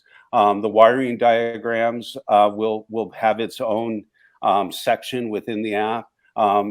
Because we're using as an underlying technology machine learning, and I know we're going to talk a little bit more about that, we'll be able to pair technician comments that are happening throughout the web with that actual procedure that you're viewing on the phone. So we have a lot of plans, Ted, for the fixed ops community. And everybody keeps talking about making everything frictionless for the consumer. Why not make it frictionless for the technician? Yeah. That's probably the most important one of all. I couldn't agree more. I think nothing improves the bottom line of making and empowering that technician, but not so much in the sense of doing things faster or doing things more accurately, which we know everyone's trying to do from day in, day out, but just making it so that if they have the information and it's that easily accessible and they don't have to do that physicality of looking something up, they're going to look up that information more and more, and it's just going to improve everything that's happening in the shop and in that bay. So, Bryan, this is the trend. This is what's coming, and this is what's now that you have at CYTK in the service bay. The second interesting trend that's happening, and it's been happening over the past decade, is the rise of the on-demand economy. Talk to us about that. Yeah. So there's a couple of areas where we believe mobile is starting to have a presence. And this is not only in fixed ops dealerships. I know this is our community, but this is also obviously with repair shops across the U.S. What's happening are three things. The first thing is that we're really seeing a trend of mobile technicians using their phone in the bay. So the numbers from IMR are staggering. 80% of techs are looking up content. We have 79% of techs are looking up OEM content or going to the actual parts supplier. It's all in the high 90 percentile, and it will just remain there. Smartphones have really taken over everything. So that's the physical behavior that's happening in the bay, specific to the usage of phones. And that's what we're building software for. With the on-demand economy, what's happening is that the consumer, your customer, their expectation is that you come to them. They don't want to come to you anymore. So whether you're coming to them at their office, whether you're coming to them at their home, obviously this won't be for more complicated repairs, but for quick service type repairs, this is going to become the mainstay and already is. We see companies getting funded across the US that are launching mobile repairmen across thousands of cities. And what's interesting is they can't use their laptops a lot of times. There's no Wi-Fi connection. It's difficult for them to clean their hands if they're in someone's driveway, to type. There's just a whole bunch of physical ramifications. And so we believe that, again, software on the phone for that on-demand economy is going to be imperative. Wow. You're changing the whole dynamic of the whole game, Bryan. And you know what? I would imagine that your best marketing is going to be word of mouth among the technicians, telling other technicians that they're using this right now, making their lives easier. And why doesn't my dealership have this? Or why doesn't my dealership have this yet? Bryan, how can artificial intelligence, or like we're talking machine learning, how can that impact an operation? And why is it an important investment right now in fixed operations? Well, Ted, you and I were chatting before we started the segment, and we were both laughing about how we keep hearing machine learning and artificial intelligence, but we're like, we haven't actually seen it. Right. Where is it being implemented? And the reason why is it actually is being implemented. For example, we were talking about Les Silver and Dynatron. That's an example of a company that is taking all of the data that's happening in the dealership, creating dashboards, trying to understand margins better, trying to understand the acuteness of time ramifications, all of the different things. And machine learning is really helping shape the analytic landscape of that dealership or of that shop. And that's the first grouping of pilgrims that are coming and settling, and they're using that type of analytic system. They're leveraging machine learning there.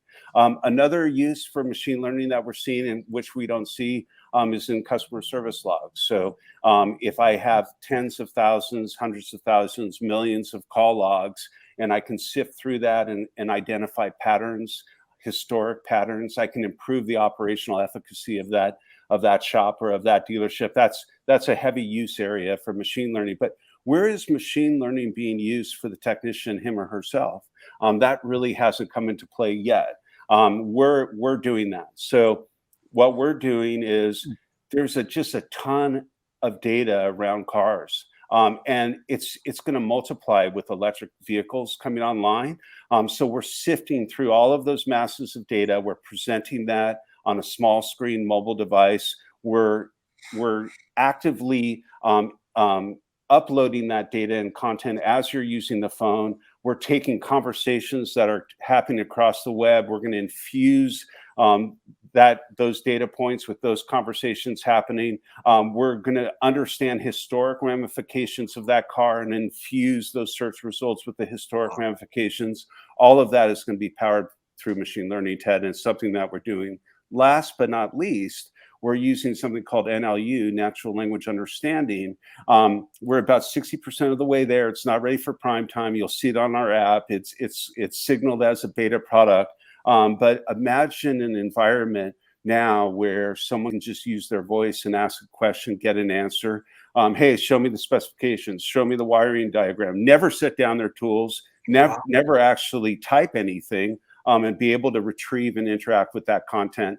That's where we believe NLU AI is really going to make its stance specific with the technician and improve that technician's lives. And like you said, up until now, it's just kind of been a hashtag out there. Who's really doing it? Bryan Levenson, you're doing it at CYTK, CYTK. So the technicians and the dealers and dealer groups that have your technology in their stores are going to become very, very efficient and lean. How do I, if I want to learn more, if I'm watching this today, and I imagine it's not just limited to the dealers and fixed ops directors, but if I want to learn more about you, Bryan Levenson and CYTK, how do I get this app? How do I get started at my store? It's so simple. There's two ways. The first one is just go to our homepage, CYTK.io, and or you can go to the App Store and download it from the Android or the Apple App Store. And we're right there. Just type CYTK into the App Store and you'll see us there. We're downloadable. We can be up and running in your shop within minutes. CYTK. So let me spell that out. That's CYTK.io, Bryan? That's right. CYTKO. It's actually short for Cyborg Technician. Wow. I had no idea. But you're about to change the entire game in fixed operations. So congratulations to you. And we want you back. We want to hear more. And I know our technicians are clamoring for more information. So Bryan Levenson, congratulations to you and CYTK, CYTK.io. Go to the App Store right now, download it, get it on your smartphone, and you can be operational, as you just heard from Bryan, within a very, very short amount of time. So Bryan. Honored to be here, Ted. Thank you so much again for having me. Thank you for all you're doing for the fixed ops community. Bryan Levenson from CYTK here today at the Fixed Ops Roundtable.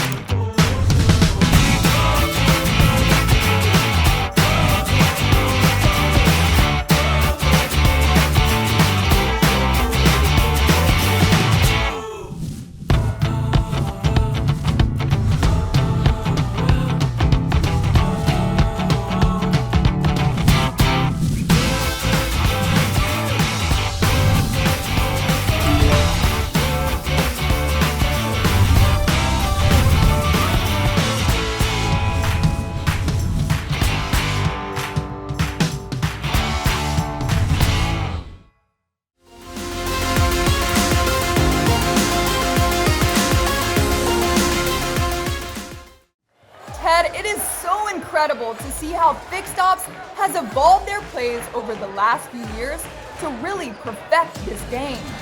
And the speaker who's bringing it home this evening is on the forefront of announcing major events, new draft picks, and even what teams will be the most valuable in the industry this year. Please welcome Steve Greenfield from Automotive Ventures.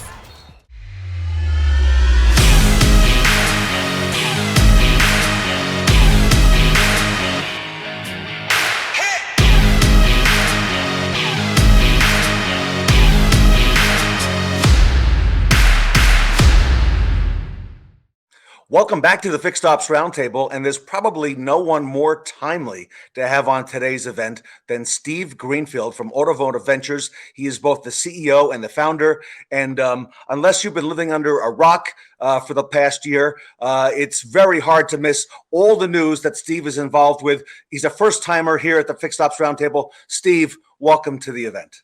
Ted, thanks for having me. I really, really appreciate it. Steve, congratulations to you. You're doing some great things in the industry, and you're really highlighting some amazing new technology and new companies that are coming about. So you're really putting the spotlight where it deserves to be. Well, thanks. I mean, I don't think it's a cliche to say that we're going to see more change in the next 10 years in this industry than we've seen in the last 100. And just trying to sift through all that and make that more digestible for the audience out there. Yeah, you're definitely doing that. And, there are a number of topics that I'd like to ask you about today, if you don't mind, that I think are of great interest to our audience. If you go back 12 months, we hardly talked about EVs here at the Fixed Ops Roundtable. Yet, you know what? That's been coming on stronger and stronger every month. And now there's so much attention as to what's going to happen as dealers get a greater percentage of that EV market and how that's going to impact their service operations. So what do you see from that perspective? Well, first, Ted, I mean, just to calibrate everybody, I mean, yes, the year-over-year growth in EV adoption is very, very high, but it's still a very small percentage of the vehicles that are being sold. I think it was about 3% last year. Maybe by the end of the year, the run rate was up to 10% or something. But, we're not really going to start feeling those until they're 3-year-old vehicles. So the dealers aren't going to have to worry about it too much in the next couple of years. They're going to feel just a small little trickle. But, as we've seen, many of the manufacturers have announced that they're going to go full EV by 2030, by 2035. So they're going to start to see more product in their showrooms. Their salespeople are going to sell it. And then you're going to definitely see cars, at least that are under warranty, coming through the service bays.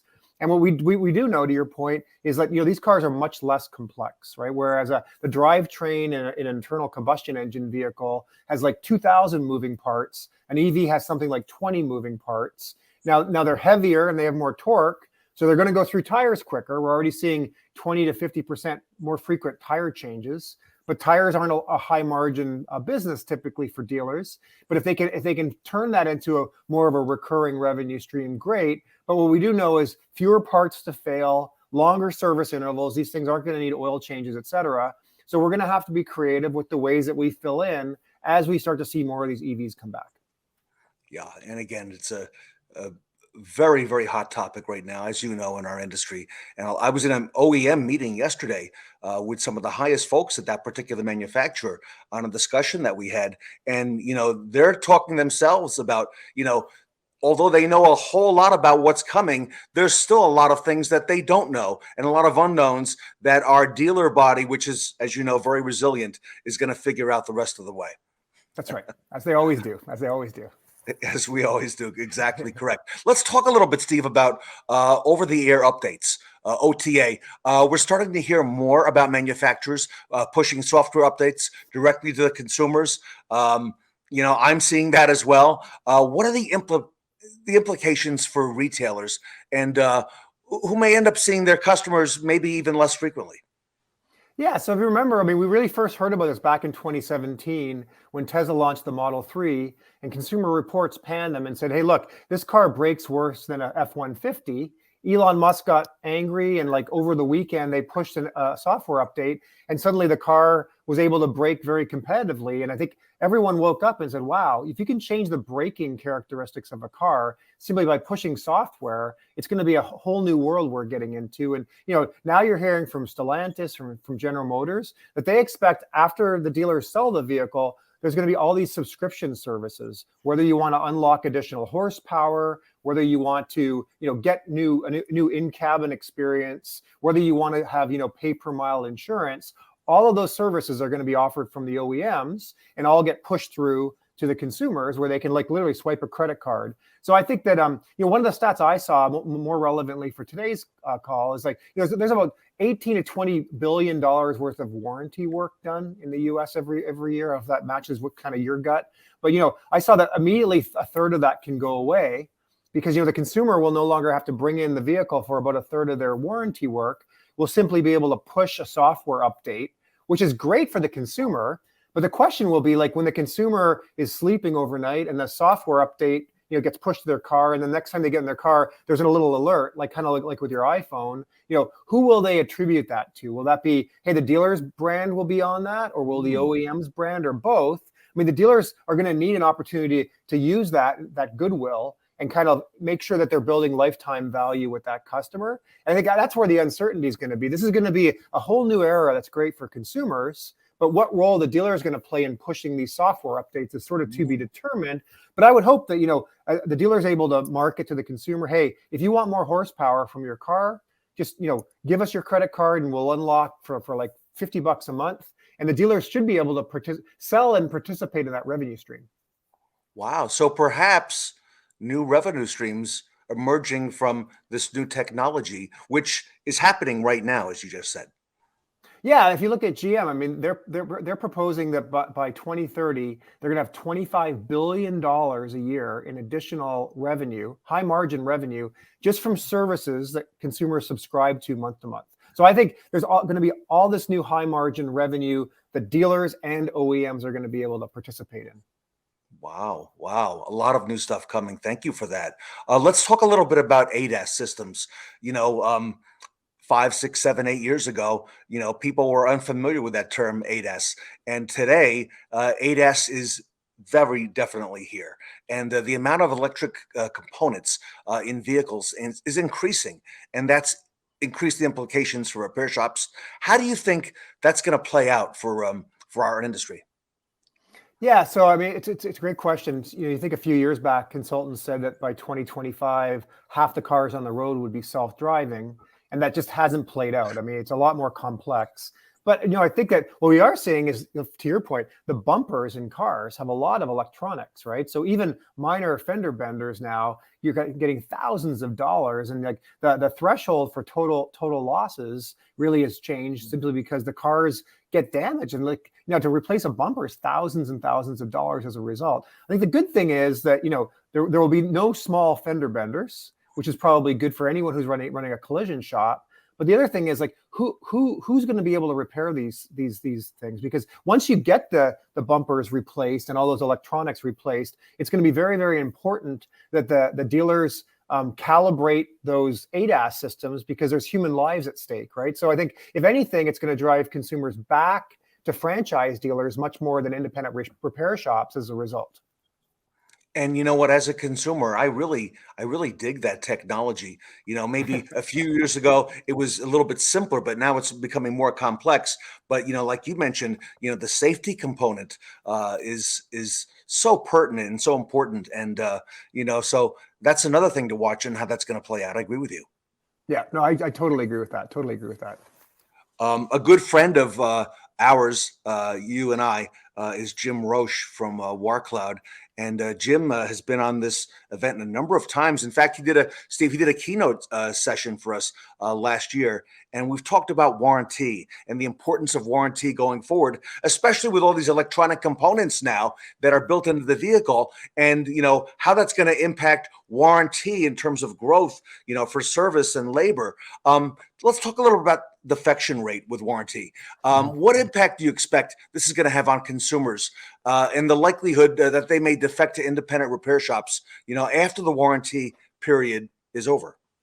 Yeah, so I haven't seen a lot of articles on this yet, but I suspect this is going to be a great thing for franchise dealers, right? So whereas right now you would know better than me, but there's something like depending on the OEM brand, 70% of consumers defect, that immediately after the end of the warranty period and start going to independent repair shops. But think of the complexity of these vehicles, right? We're going to need a specialized technician that's going to be able to demand a higher hourly rate and specialized tools. So there's a lot of press right now about right to repair and how, all that has to play through the legislation. But even if, right to repair comes out in every state, I mean, the truth is the complexity of the cars themselves, these over-the-air updates with data, and also the skills that technicians need and the tools they're going to need, these independent repair shops are not going to have the capability of repairing these vehicles. So I think this is going to be actually a really, really good thing for dealers, that at the end of the warranty period, the consumers are going to still have to bring their cars back to franchise dealers for the repairs. So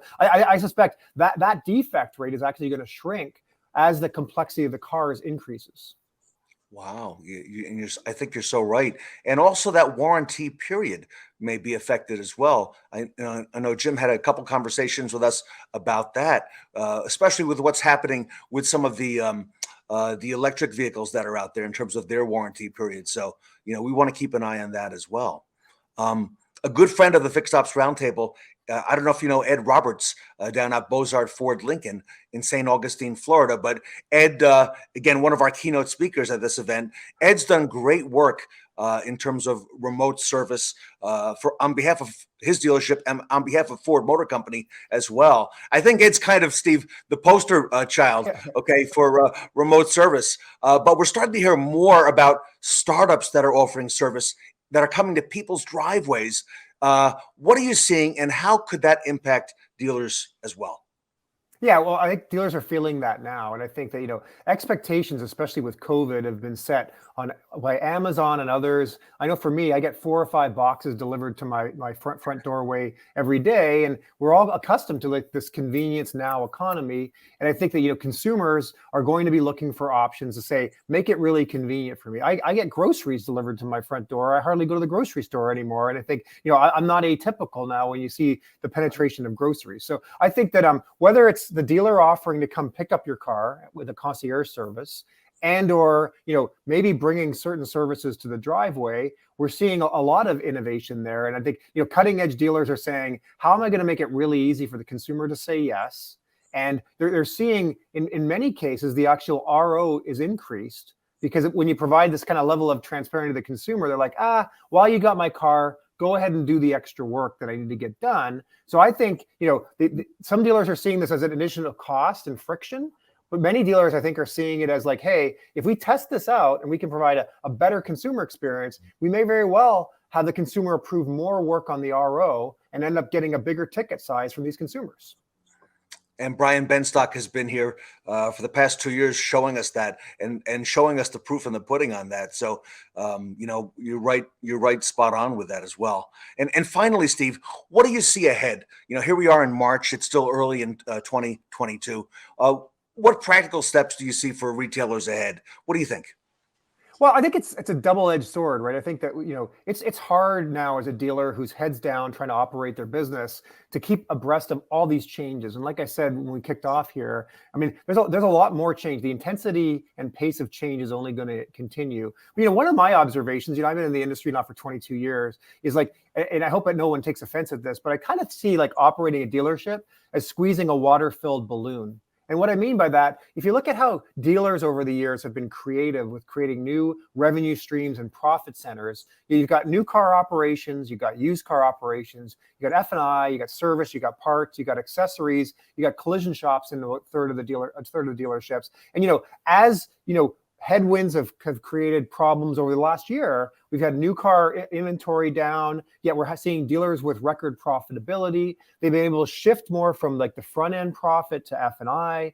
So I think that, the dealers that stay on their game and are able to stay abreast of all this and not see these as threats, but opportunities, will continue to innovate brand new ways of generating revenue. I mean, not the least of which is, there's going to be charging infrastructure they're going to put out and maybe make revenue off of that. There's going to be a whole new slew of F&I products that come out around EVs, I think. And as we said, I think that capitalizing on the fact that we're going to be able to upsell consumer services that they're going to pay in a monthly fee. I think, whether it's F&I products after the consumer's bought the car or unlocking new features on the car, I think that, we're going to enter a whole new era. So you can't be scared of this change, but there's going to be all kinds of new opportunities, I think, for dealers to drive revenue and profitability.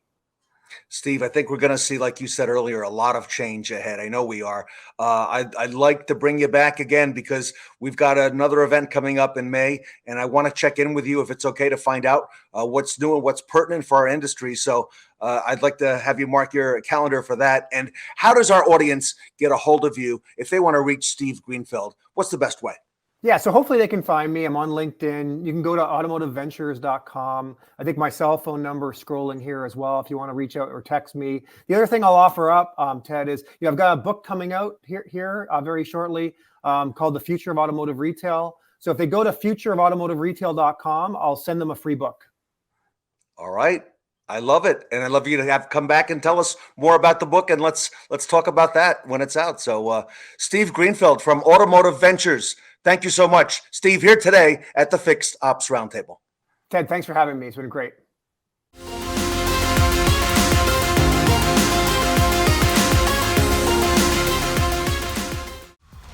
What an amazing lineup of coaches and players we have had for day one of March Magic. Stay tuned for day 2 tomorrow morning, where you will see all-stars like Les Silver, Bryan Binstock, and you'll definitely want to see Bob Tasca racing it down the court. Make sure to be in your seat for our jam-packed championship day. Signing off now courtside from Press Row. I'm Kara Delaine. See y'all tomorrow at 9 a.m.